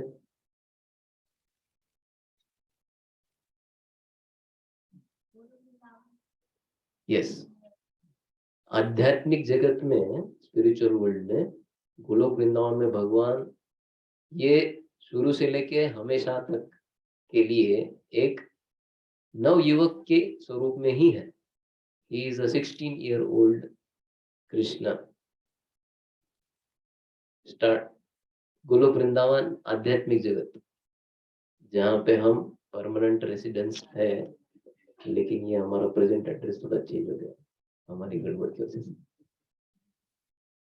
तिकडे गोलोक वृंदावन वैकुंठ धामामध्ये भगवान श्री कृष्ण ये नित्य युवक स्वरूप में ही होते हैं। और क्योंकि आध्यात्मिक जगत में काल का प्रभाव नहीं होता है, और क्योंकि आध्यात्मिक जगत ये शाश्वत है, और क्योंकि भगवान का एक और नाम अजय है जो कभी जन्मते नहीं, वो हमेशा से ही 16 साल के युवक ही रहे हैं। तो जब कभी भी वो इस पृथ्वीलोक के वृंदावन धाम में प्रकट होते हैं, तभी ये बाल लीलाएं संभव हो पाती है। और इसीलिए आचार्यगण इन बाल लीलाओं का वर्णन करने में बहुत आनंद उठाते हैं। और इन सारी बाल लीलाओं में से भी जो सबसे विशेष बाल लीला है वो है ये दामोदर की उखल बंधन लीला। तो बहुत सारी गोपियां, अभी लीला स्टार्ट हो रही है, ठीक है, सो आप अपने माइंड में विजुअलाइज कर सकते हैं। I am trying to narrate a story, you can try to picture the film. बहुत सारी गोपियां बार बार हमेशा यशोदा माई के पास जाकर के तकरार करती थी, अरे आपका कान्हा हमारे घर पे आके माखन चोरी करता है। तो यशोदा माई कभी भी इन तकरार को स्वीकार ही नहीं करती थी। क्यों? अरे आप झूठ बोल रही हो, हमारे खुद के घर में 9 लाख गाय हैं, तो कोई इंसान कब चोरी करेगा? जब उसके पास कोई चीज की कमी होगी तभी वो चोरी करेगा। तो मैं आपकी जो तकरार है इसको सरासर झूठ साबित कर सकती हूँ, क्योंकि कान्हा के पास में सब है, उसको चोरी करने की क्या जरूरत? उसके पास सब होने के बाद में क्यों जाएगा आपके पास? ऐसे कहकर यशोदा माई सारी गोपियों को हर बार भगा देती कि आप झूठ बोल रहे हो। लेकिन जब ऐसी तकरारें बार बार आने लगी तो यशोदा माई ने सोचा कि शायद इसमें कुछ तो सत्यता है। फिर उन्होंने कारण ढूंढने का प्रयास किया कि ऐसा क्यों करता है कृष्ण, क्या जरूर पड़ गई उसको, जब हमारे पास में सब कुछ है फिर भी क्यों जा करके उन गोपियों के घर में चोरी करता है। तब यशोदा माई ने कारण खोज के निकाला कि क्योंकि मैं अपने स्वयं के हाथ से माखन नहीं बनाती हूँ, शायद उसे उतना पसंद नहीं आता, क्योंकि वो बाकी सारी गोपियां तो खुद से बनाती है। क्योंकि मैं वृंदावन की रानी हूँ, महल में बहुत सारी दासियां हैं, वो ही सारा काम करती है। मेरा मेन सेवा क्या है? कृष्ण का ख्याल रखना, उसका श्रृंगार करना। तो उन सब में मेरा समय चला जाता है, तो मैं माखन नहीं बना पाती हूँ। इसलिए दासियों की मदद लेनी पड़ती है, और दासियों के हाथ का माखन शायद इतना अच्छा नहीं लगता होगा कृष्ण, इसलिए बाकी गोपियों के घर में जाकर के माखन। तो कभी कभी होता है ना, नॉर्मल वर्ल्ड का कंपैरिजन करें तो एम्प्लॉइज घर में कोई है, वो जो काम करेगा और हम खुद करेंगे तो उसमें फर्क पड़ता है। उसी तरह का विचार यशोदा माई के मन में आया। तो उन्होंने सोचा ठीक है, अगर मुझे कृष्ण को एक संस्कारी पुरुष बनाना है भविष्य में, तो उसकी इन चोरी की हरकतों को शुरुआत के स्टेज में ही रोकना चाहिए।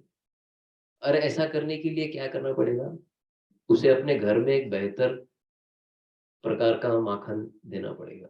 तो मैं खुद मंथन करूंगी, अपने खुद के हाथ से बनाऊंगी, तो शायद कृष्ण चोरी नहीं करेंगे। तो वो अभी प्रोजेक्ट स्टार्ट किया यशोदा मैंने। तो शास्त्रों में बहुत लंबा वर्णन आता है, मैं फास्ट बोलने का प्रयास करूंगा। तो 9 लाख गायों में से 1000 गाय यशोदा माई ने चुनी, जो उन 9 लाख में बेस्ट 1000, उन बेस्ट 1000 गायों को स्पेशल घास खिलाई। और उन 1000 गायों का जो दूध निकला, उस दूध को उन 1000 बेस्ट गायों में से 100 बेस्ट गायों को फिर चुना। तो ये बेस्ट में से बेस्ट 1000 के 100, उन 100 गायों को केवल उन 1000 गायों का दूध पिलाया, घास भी नहीं खिलाया। राइट? इन 100 गायों को, उन बेस्ट 1000 गायों का केवल दूध पिलाया। और इन 100 गायों में से 10 गाय चुनी जिनको उन 100 गाय का दूध पिलाया। इस 10 गाय का दूध नंद महाराज निकालते थे और यशोदा माई को ला करके देते थे। तो this is choicest of the chosen milk for Krishna. उस दूध को मथते मथते बहुत सारा माखन दही बनाती थी यशोदा माई। तो इसी प्रकार से माखन बनाते बनाते एक दिन दीपावली के दिन जो अभी आने वाली है, ये घटना हुई। रोज रात को यशोदा माई कृष्ण को अपने पास में लेकर सुलाती थी और सुबह क्योंकि बहुत सारी दासियां हैं वो आराम से उठती थी, जल्दी नहीं उठना पड़ता और तभी उठती थी जब कृष्ण की नींद खुलेगी और कृष्ण उठते से ही यशोदा माई का स्तनपान करते थे। लेकिन क्योंकि ये कंसर्न बहुत ज्यादा यशोदा माई को चिंतित कर रहा था कि कृष्ण कहीं चोर न बन जाए बड़ा होकर, इस पर्टिकुलर दिन को यशोदा माई कृष्ण से पहले ही उठ गई दीपावली के दिन सुबह। और क्योंकि बहुत बार जब भी उन्होंने प्रयास किया अपने स्वयं के हाथ से माखन बनाने का, सारी दासियां टोकती थी, अरे हम हैं ना, हमारे रहते हुए आपको खुद क्यों करना है, कुछ छोड़ दीजिए, आप हमें करने दीजिए। तो बहुत बार प्रयास करने के बाद में भी यशोदा माई स्वयं के हाथ से कृष्ण के लिए मक्खन नहीं बना पाई थी अब तक। तो आज के दिन उन्होंने पूरा स्ट्रेटेजी लगा के रखा था, पूरा प्लानिंग किया था। क्या, आज दिवाली का दिन है, सारी दासियों को बहुत सारी सेवाएं हैं, फेस्टिवल है, ऑब्वियसली बहुत सारी सेवाएं होगी, तो सारी दासियों को अलग अलग सेवाओं में मैं व्यस्त कर दूंगी, so that I will be alone churning butter for Krishna.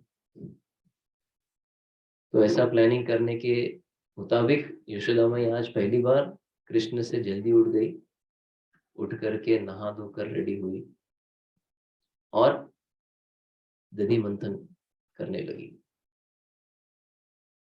तो आचार्यगण कहते हैं जब दधि मंथन कर रही थी यशोदा माई, उनके हाथ में जो कंगन है वो आपस में टकरा कर कीर्तन कर रहे थे। तो गोलोक वृंदावन में हर एक वस्तु चेतन है, एवरीथिंग इज एनिमेट। तो वास्तविकता में वो कंगन इस तरह से रिदमिक तरीके से बज रहे थे कि कीर्तन हो, और यशोदा माई खुद कृष्ण की लीलाओं का गुणगान कर रही थी। तो कृष्ण वहां पे बिस्तर पे लेटे हैं, आंख खुली, मैया नहीं दिखी तो सो गए।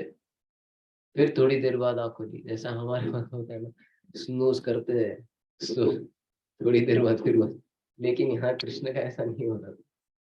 वो जानबूझ के ऐसा सोच देख रहे थे कि क्या माता का, मैया का ध्यान है कि नहीं मेरे तरफ।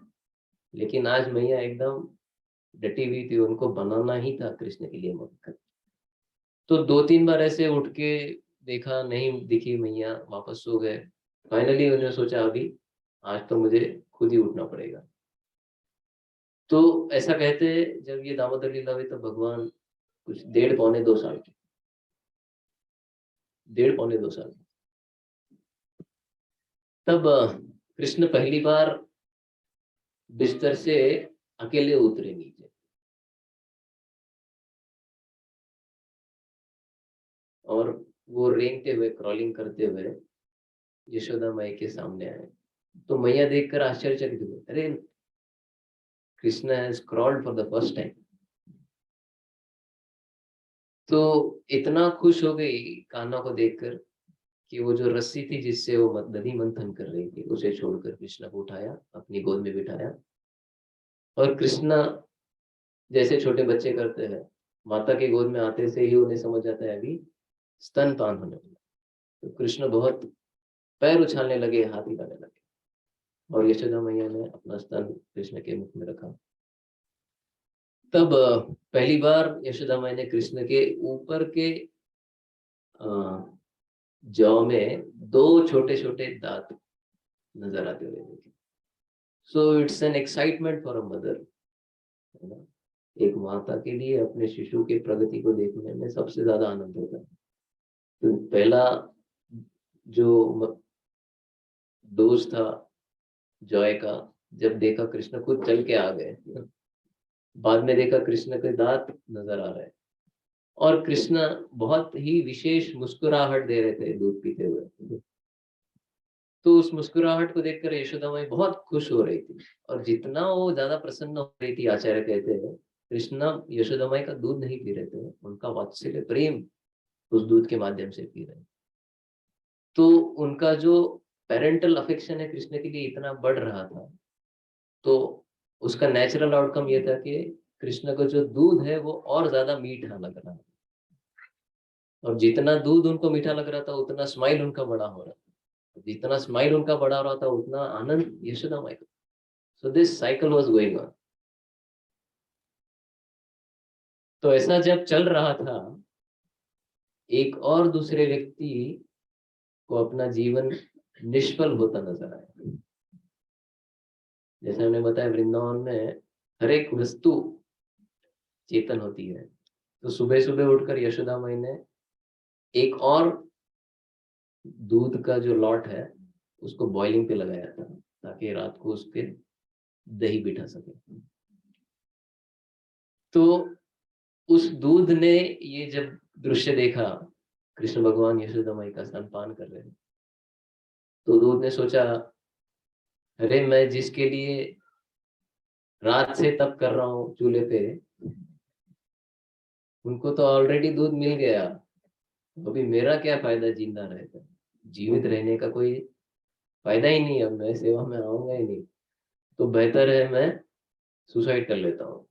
इसलिए दूध ने क्या सोचा, मैं उभर कर आग में गिर जाऊं नीचे चूल्हे के। तो जब दूध बॉईल होता है तो बर्तन से बाहर फैलता है, तो ऐसा सोचते हुए दूध जब आग के तरफ जा रहा था, यशोदा माई की नजर पड़ी, अरे चूल्हे से दूध उबल रहा है। तो उन्होंने तुरंत कृष्ण को गोद से नीचे रखा, दौड़ते हुए गए उस बर्तन को हटाने के लिए। तब कृष्ण को आ गया क्रोध। बड़े बड़े मुनि योगी लाखों हजारों वर्ष तक मुझे प्राप्त करने के लिए तप करते हैं, और मैं खुद तुम्हारे गोद में बैठा हूं, तुम मुझे उठा करके साइड में चलो, ऐसा कैसे कर सकती हो, इसका प्रतिशोध लेना पड़ेगा। तो कृष्ण ने क्रोध किया, अपने होठ में दांत को दबाया, गुस्से में हम करते ना ऐसा। So Krishna is acting literally as a human here. जिनको क्रोध स्पर्श भी नहीं कर सकता, वो माता को शिक्षा देने के लिए क्रोध का उपयोग करते हैं।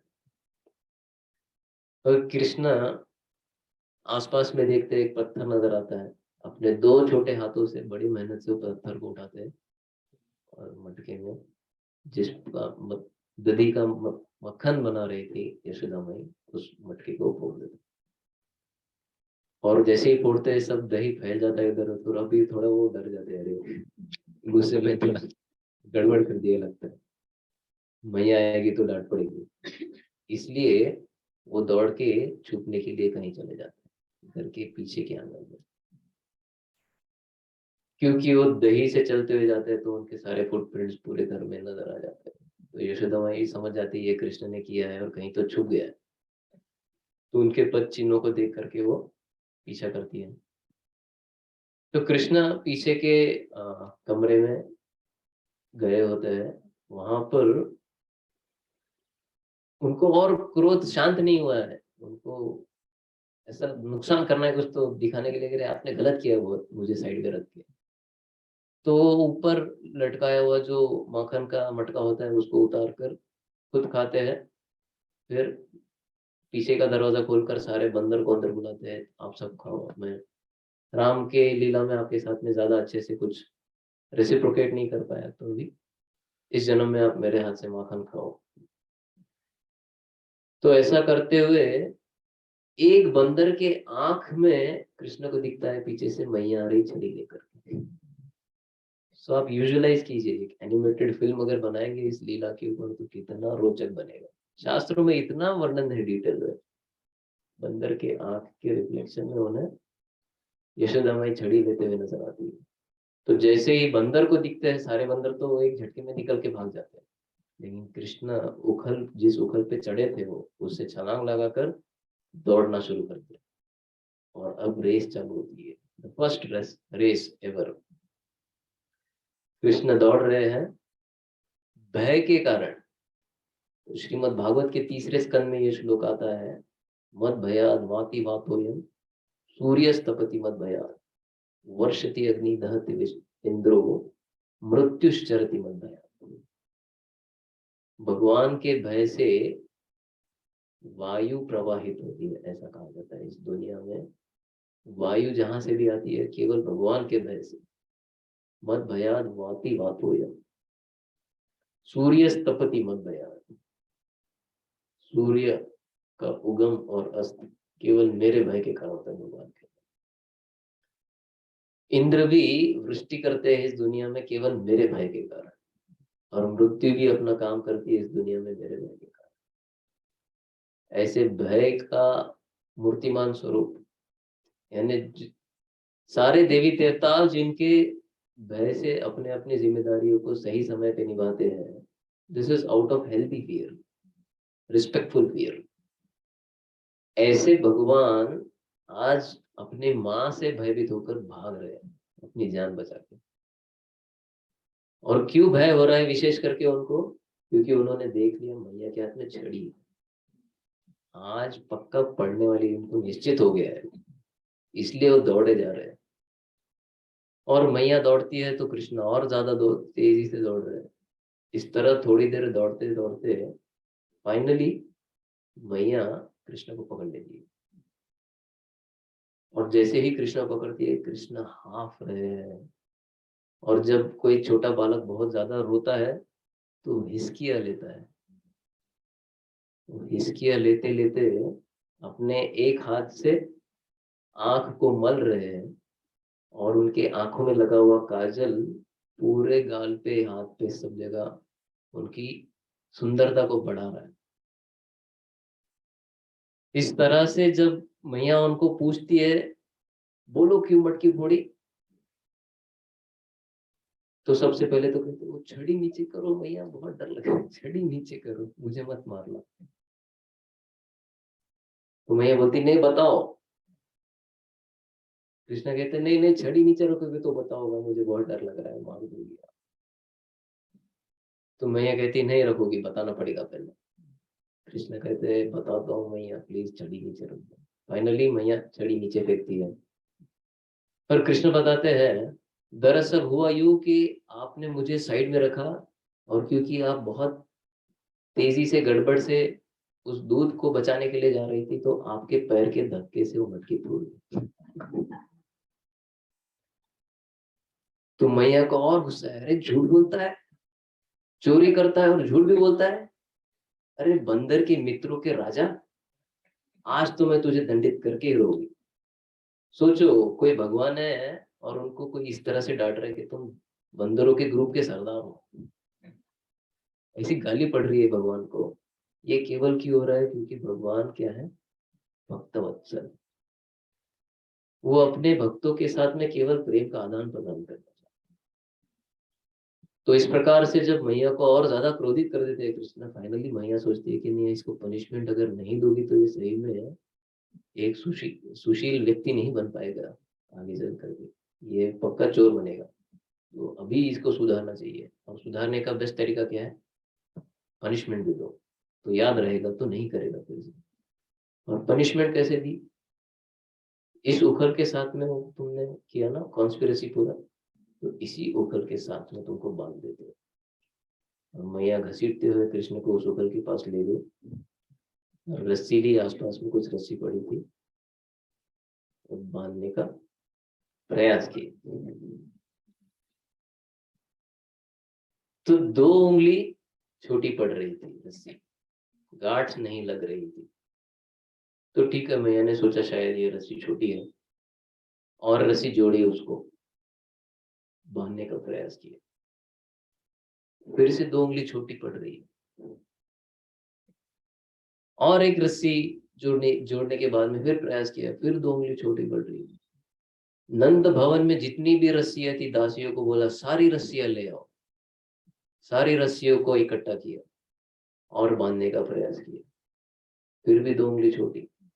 पूरे ब्रज में जितनी भी रस्सी है सब ले आओ।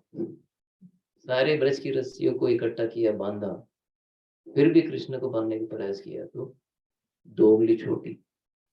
लेकिन इतना अथक प्रयास कर रही थी यशोदा माई, क्रोध में थी और संघर्ष भी कर रही थी।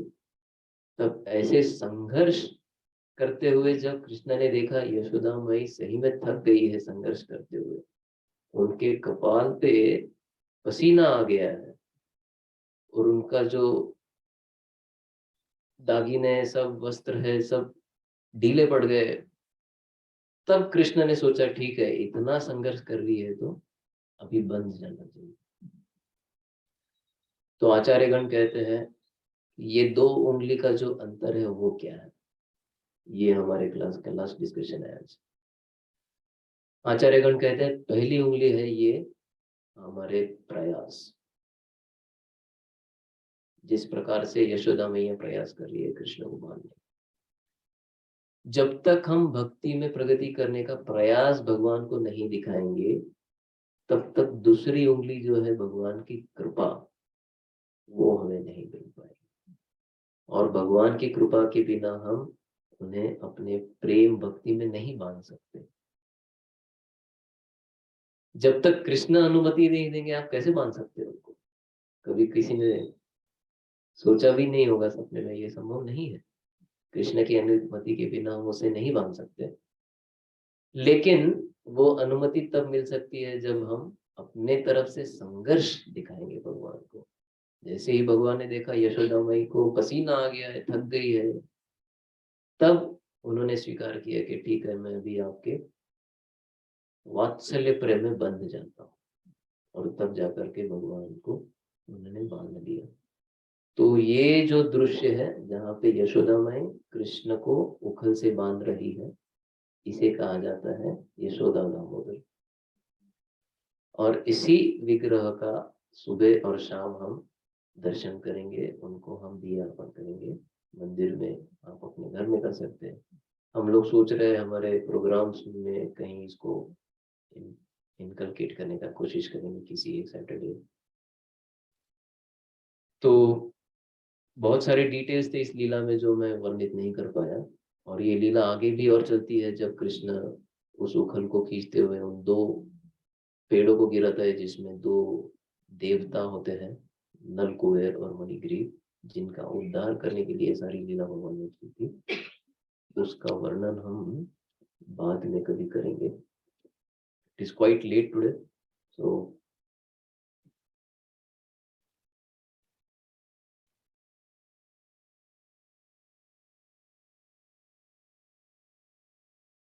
Okay, so we will pause here on the day.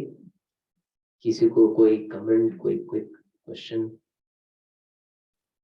या फिर आप हमें इंस्टेंटली इंस्पायर करना चाहते हैं आपके कार्तिक व्रत को अनाउंस करके, तो ये भी हम कर सकते हैं।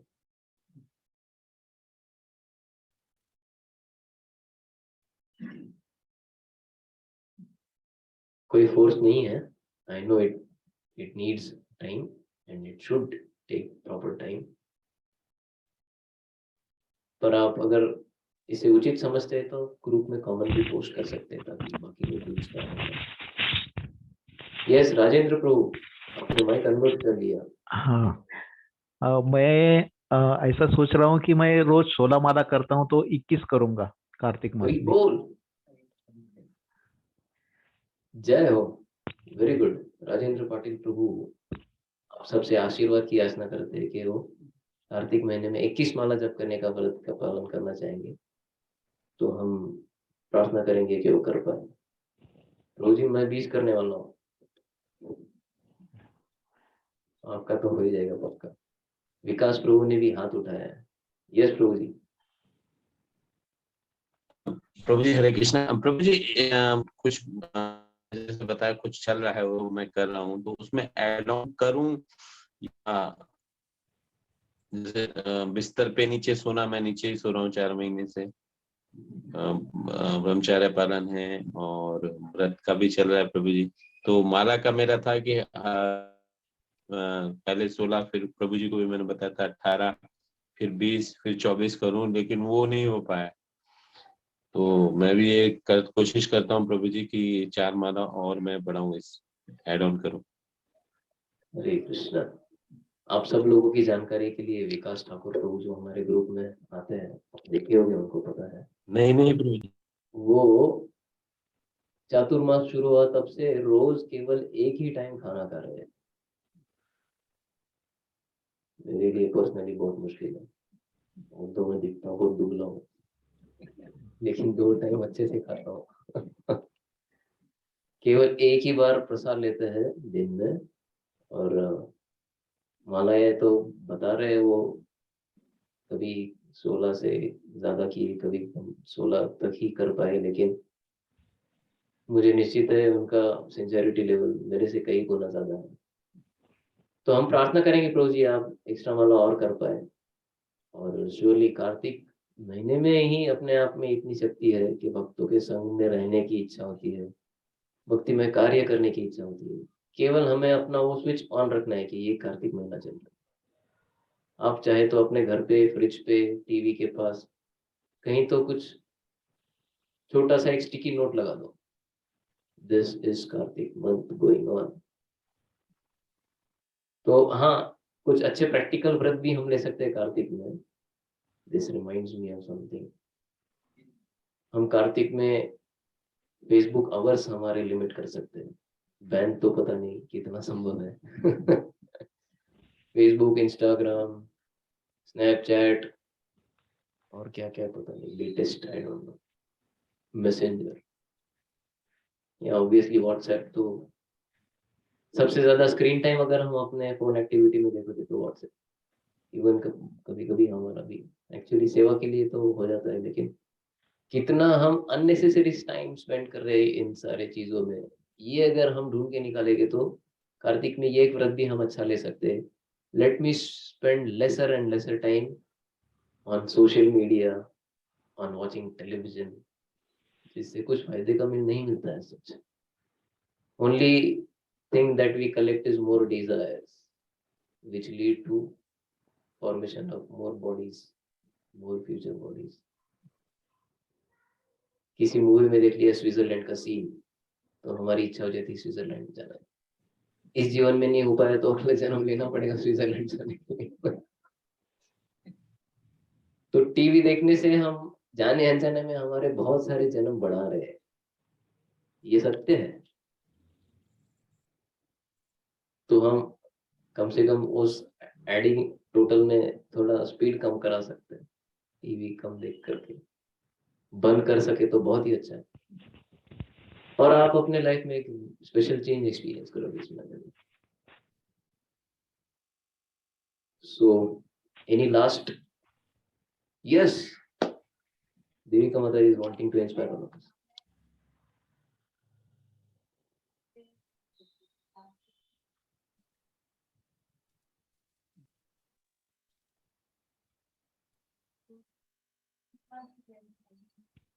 But prayers,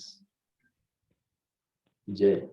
Devika Mata ji is consistently following one vrata के हर साल दामोदर महीने में वो श्रीमद् भागवत में बहुत सारी प्रार्थनाएं हैं, उन प्रार्थनाओं का recitation every month, entire for entire month she does. पिछले साल वृत्रासुर की प्रार्थना, अहो अहम हरे तव पादैक मूलम दासानु दासो, लर्न हो जाता है लिटरली।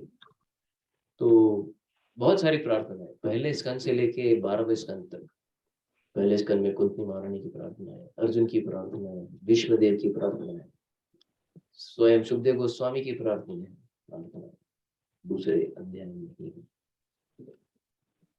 तो that is very helpful. Actually भक्ति हमारी 2-3 चीजों पे ही टिकी होती है, और उसमें से एक इंपॉर्टेंट चीज है वो है prayers. So prayers are the best medium to attract Krishna's attention. तो हम हमारे खुद के कंपोज्ड प्रेयर्स नहीं बोल पाते तो एटलीस्ट आचार्य ने जो दिए है उनको दोहरा सकते हैं. That is best actually. कुछ ज्यादा इनोवेशन करने की जरूरत नहीं है. जो बताया गया है उसको बस दोहराना है. तो गोपी गीत भी गाते हैं इस महीने में वृंदावन में. एक्चुअली वो बताना भूल गया मैं. वृंदावन मंदिर में हर साल कार्तिक के महीने में गोपी गीत भी गाया जाता है. तो हम गा सकते हैं पर इसका मीनिंग बहुत ज्यादा ही उच्च स्तर का है. तो अगर हम प्रगत भक्तों के संग में गाएंगे तो अच्छा है. अदरवाइज गोपी गीत जैसे विशेष करके जो टॉपिक्स है इनके ऊपर बहुत जल्दी जंप करने का कोशिश नहीं करना चाहिए. अभी मैं 10th में हूँ और चाहता हूँ कि इंजीनियरिंग का डिग्री मिल जाए. तो बहुत मुश्किल है.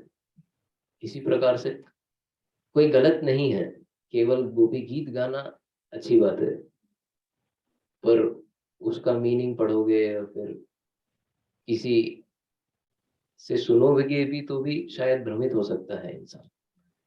क्योंकि भगवान की रास लीला ये बहुत गुह्य लीला है, वेरी सीक्रेट फर्स्ट टाइम. और जनरली इसे बहुत क्लोज्ड ग्रुप में ही डिस्कस किया जाता है. और मैं पर्सनली बिल्कुल भी क्वालिफाइड नहीं हूँ इस एलिवेटेड टॉपिक पे डिस्कस करने के लिए. कल शरद पूर्णिमा है, तो कार्तिक के समय में 2 बार भगवान रास रचाते हैं. एक शरद पूर्णिमा का दिन होता है, एक कार्तिक पूर्णिमा का दिन होता है. तो कोजागिरी भी कहा जाता है इसको. तो कल की पूर्णिमा के दिन ऐसा कहा जाता है चंद्रमा से अमृत प्रवाहित होता है. इसलिए हम खीर पहले भगवान को भोग दिखाते हैं, फिर चंद्र को दिखाते हैं, फिर उसे प्रसाद के रूप में स्वीकार करते हैं. यही भाव से कि हमको भी भगवान के प्रति भक्ति मिले. Okay, thank you for bringing out that important point. Hari बोल. एक बार I think I will end with this. Sorry, आज एक्सटेंड हो रहा है. भक्ति सिद्धांत सरस्वती ठाकुर अपने एक डिसाइपल्स के ग्रुप को लेकर वृंदावन गए थे और 1 महीने भर उन्होंने श्रीमद् भागवत के पहले अध्याय के पहले श्लोक पे ही चर्चा की, जिसमें भगवान की स्थिति के तत्वों के संबंध में बहुत गहरा ज्ञान है. कैसे भगवान ये स्वराट है, भगवान सब कुछ जानते हैं, सारे देवी देवताओं के स्वामी हैं, उनके फिलोसॉफिकल डिस्कशंस. तो एक डिसाइपल ने कहा, अरे गुरुदेव, हम वृंदावन में है, कार्तिक महीना चल रहा है, 1 महीना ऑलमोस्ट आपका क्लास चल रहा है, हमारी इच्छा जी थोड़ा गोपी गीत के बारे में आप कुछ चर्चा करें. तो भक्ति सिद्धांत सरस्वती ठाकुर नम्रता से सिर नीचे झुकाकर कहते हैं, आप शायद श्रवण करने के लिए काबिल होंगे, लेकिन मैं वर्णन करने के लिए काबिल नहीं. उन्होंने हाथ जोड़ दिए. तो ऑब्वियसली ये उनकी नम्रता है. वे स्वयं गोलोक वृंदावन धाम में एक मंजरी के रूप में हमारे आचार्य ने बताते हैं. मंजरी वो होता है जो कृष्ण के गोपियों के असिस्टेंट होते हैं. कृष्ण को गोपियां जो भी सेवाएं करती हैं उनको असिस्टेंट जो भी लगता है, उन असिस्टेंट गोपियों को मंजरी कहा जाता है. तो भक्ति विनोद ठाकुर, गौर किशोरदास बाबूजी महाराज और भक्ति सिद्धांत सरस्वती ठाकुर, इनका शास्त्रों में स्पष्ट वर्णन है कि ये मंजरी स्वरूप है जो स्वयं आचार्यों के रूप में हमारे संप्रदाय में आए तो प्रचार करने के लिए. तो जब भक्ति सिद्धांत सरस्वती ठाकुर ऐसा कह सकते हैं कि मैं पब्लिकली इन रासलीलाओं का वर्णन करने के लिए काबिल नहीं हूँ, तो हमें इस शिक्षा से सीखना चाहिए. तो कोई प्रश्न पूछ सकता है, फिर प्रभु जी रासलीला क्या कभी हम पढ़े ही नहीं, सुने ही नहीं? तो इसके उत्तर स्वरूप मैं यही कह सकता हूँ कि अभी बहुत समय है. एक दृष्टिकोण से देखा जाए तो हमें घाई हमारे तरफ से शुद्ध होने के लिए करनी चाहिए. फिर भगवान अपने तरफ से उनकी लीलाओं का प्रकाशन करने में भाई करेंगे। हम ब्रेक दबा दबा के गाड़ी चला रहे और सोच रहे कि दिल्ली कब आएगा, दिल्ली कब आएगा, तो नहीं आएगा। हमें भी केयरफुली ट्रैफिक हैंडल करते हुए स्पीड से चलाना पड़ेगा, तभी तो दिल्ली जल्दी आएगा। और दिल्ली के पास में है वृंदावन, वो भी जल्दी आएगा। Hare Krishna. 8:30 half an hour late please कर लीजिए। तो हम सब आपके मैसेजेस का इंतजार करेंगे। बहुत बहुत धन्यवाद। श्री कार्तिक मास की जय। श्री श्री राधा दामोदर भगवान की जय। जय श्रील प्रभुपाद की जय। समवेत गौर भक्त वृंद की जय। निताय गौर प्रेमानंद। हरि हरि बोल। हरे कृष्ण। तो जिस भी लोगों को अचानक से आंखों में कुछ इन्फेक्शन निकल आया है, still he is coming out. Any announcement? कल का शेड्यूल अनाउंस कर दो। यस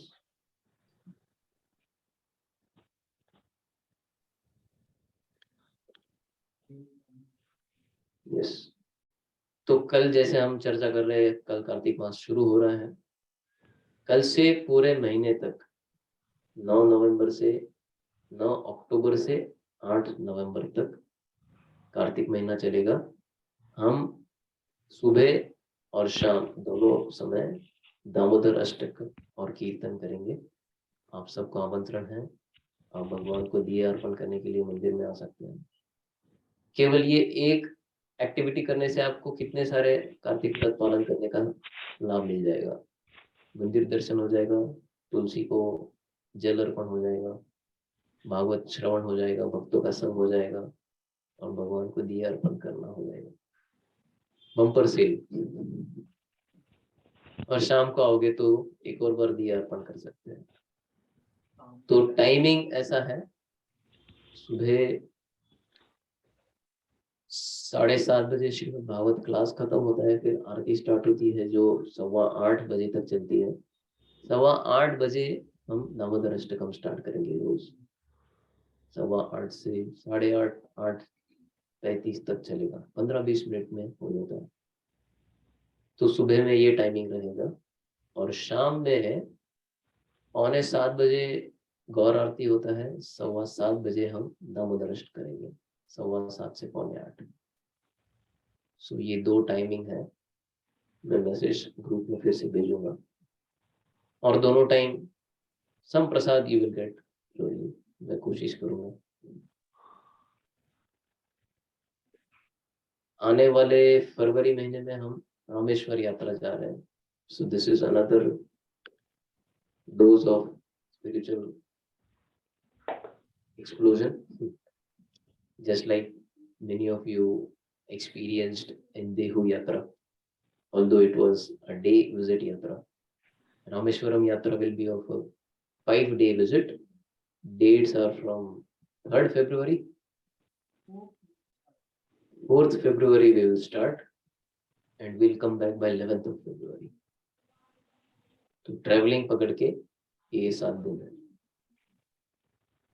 तो आप लोग अभी से अगर आना चाहते हैं तो प्लान कर सकते हैं। आपके ऑफिस में लीव्स वगैरह डालना है, जो कुछ भी करना है, तो टिकट्स अगर बुक कराने हैं तो वी कैन हेल्प, और they have to book their own tickets. Yes, हम ट्रेन्स जो कॉमनली हम जनरली बुक कर रहे हैं, सभी डिवोटीज इंडिविजुअली करते हैं, उन्हीं ट्रेन को सजेस्ट करेंगे ताकि सब लोग साथ में रहेंगे तो इजी पड़ेगा, आसान जाएगा। और यात्रा का असली मजा वहीं से स्टार्ट होता है, साथ में जर्नी करने से। जैसे आप लोगों ने बस में एक्सपीरियंस किया होगा शायद, दे हो जाता है। मैं अनफॉर्चुनेटली कार में आया था। हमेशा मेरी इच्छा थी बस में रहेंगे तो बढ़िया कीर्तन करते हुए। सो ट्रेन्स में साथ में रहने से 2-3 फायदे हैं कि भक्तों के साथ में रहेंगे तो यात्रा का मूड बन जाता है, भक्तों के साथ में रहेंगे तो प्रसाद मिल जाता है। प्रसाद का फैक्टर बहुत फायदेमंद है एक्चुअली। प्रसाद की मर्सी पे ही मेरे जैसे लोग टिके हैं। और साथ में रहने से देखने भी मिलता है भक्त लोग कैसे रहते हैं, कैसा चलते हैं, क्या करते हैं।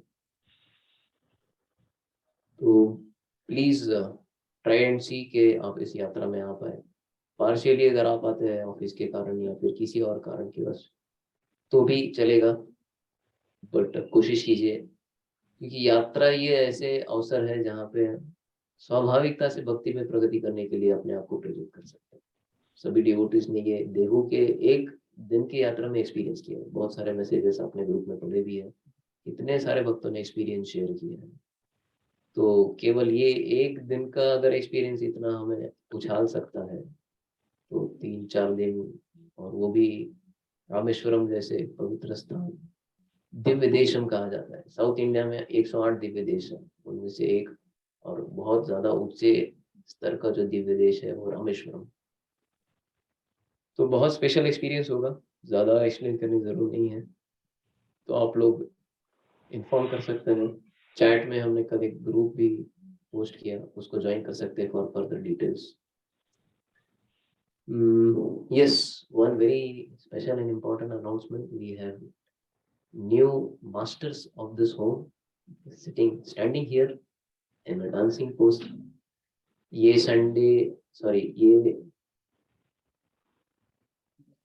दशहरे के दिन जसवीर प्रभु और देविका माता जी ने अपने घर में श्री श्री गौर निताय को आमंत्रित किया है। जगन्नाथ बलदेव सुभद्रा के साथ में ये दो गेस्ट नहीं कह सकते, ये होस्ट है इस घर के, हम सब गेस्ट है इस घर में। तो जगन्नाथ जी अभी तीनों अकेले थे और 2 होस्ट बढ़ चुके हैं। तो उन्होंने ये बहुत इंस्पायरिंग डिसीजन लिया है सभी भक्तों के लिए। एक्चुअली डीटीज को घर में रखना, उनके नियमों का पालन करना, ये थोड़ा कठिन होता है, विशेष करके गृहस्थ जीवन में जब जॉब करना है, बच्चों को संभालना है, स्कूल ले जाना है, और भगवान को टाइम पे भोग लगना चाहिए, उनका टाइम टू टाइम सेवा। तो ये बड़ा मुश्किल होता है कार्य, लेकिन ये एक लक्षण है जिससे हम समझ पाते हैं कोई भक्ति में कितना सीरियस है।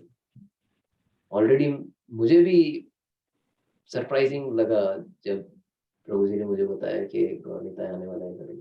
जगन्नाथ बलदेव सुभद्रा तो थे ऑलरेडी, फिर भी but it was very inspiring for me personally. तो कन्हैया ठाकुर प्रभु ने इन डीटीज का नाम दिया है निताय सुंदर गौर नटराज। तो हमारा ये सौभाग्य है कि रोज हर सैटरडे एटलीस्ट उनका दर्शन मिलेगा। और thank you Prabhu ji for inspiring all of us. और हम प्रार्थना करेंगे कि हम भी उनसे इस प्रकार से कुछ इंस्पिरेशन ले सके, और विशेष करके इस कार्तिक महीने में एटलीस्ट कोई ऐसा स्टेप ले इंडिविजुअली कलेक्टिवली, ताकि हम सही में ये जो अपॉर्चुनिटी मिला है, हमें जो चिंतामणि ज्वेल हमें मिला है, इसे हम साधारण ज्वेल ना समझें। तो मैं फिर से वो हेल्दी फिगर आपको याद दिला रहा हूँ एंड करते हुए। हरे Krishna. Thank you very much. I don't want to delay further. I think we will not do kirtan today. We are all right. गौर निताय के प्लेजर के लिए आज छोटा सा कीर्तन करेंगे, and then we will have fast Prasad. Hare Krishna.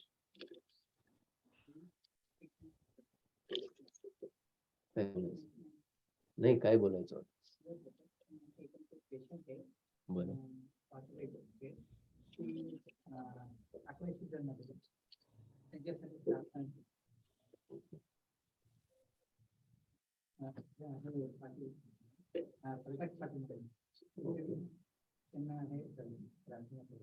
Hare Krishna.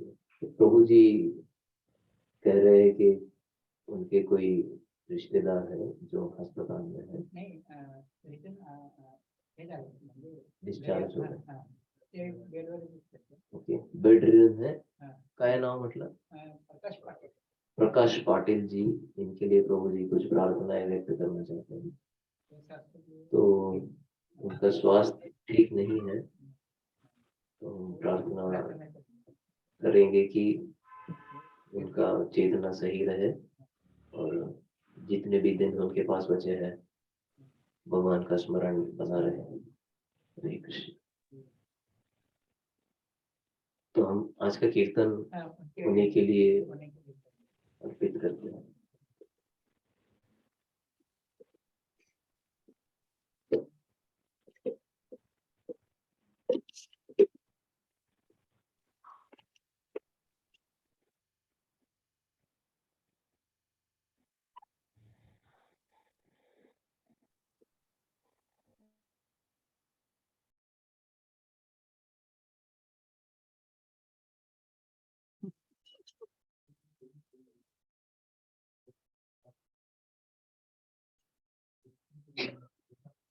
It's okay without.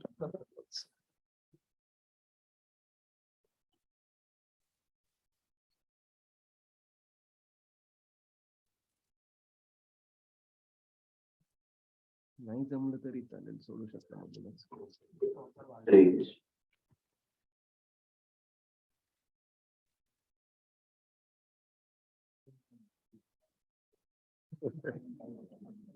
जय श्री कृष्ण चैतन्य प्रभु नित्यानंद श्री अद्वैत गदाधर श्रीवासादि गौर भक्तजन. हरे कृष्ण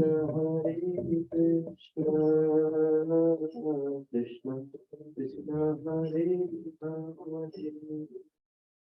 हरे राम राम राम हरे हरे हरे कृष्ण कृष्ण कृष्ण हरे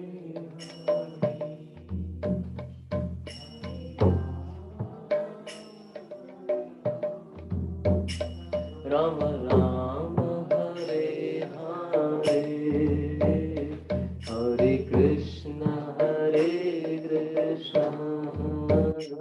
कृष्ण कृष्ण हरे हरे हरे राम राम राम हरे हरे हरे कृष्ण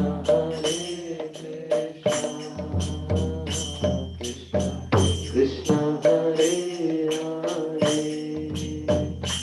हरे राम राम राम हरे कृष्ण हरे कृष्ण कृष्ण हरे हरे हरे राम राम राम हरे हरे हरे कृष्ण हरे कृष्ण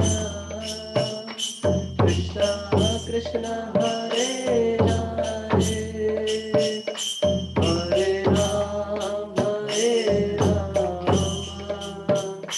राम राम हरे हरे कृष्ण हरे Krishna Krishna Krishna Hare Hare Hare Ram Ram Ram Hare Hare Hare Krishna Krishna Krishna Hare Hare Hare Ram Ram Ram Hare Hare Hare Krishna Krishna Hare Hare Hare Ram Ram Ram Hare Hare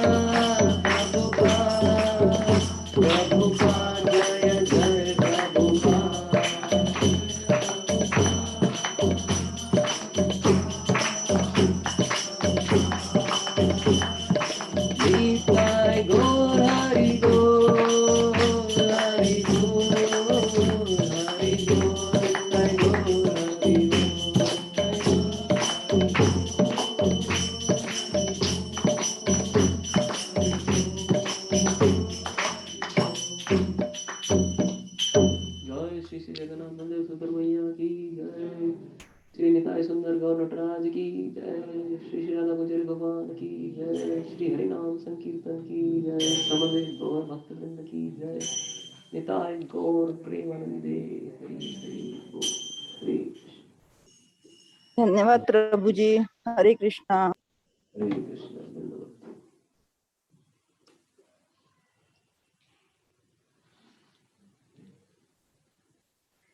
Okay, so let's have prasadam set up fast.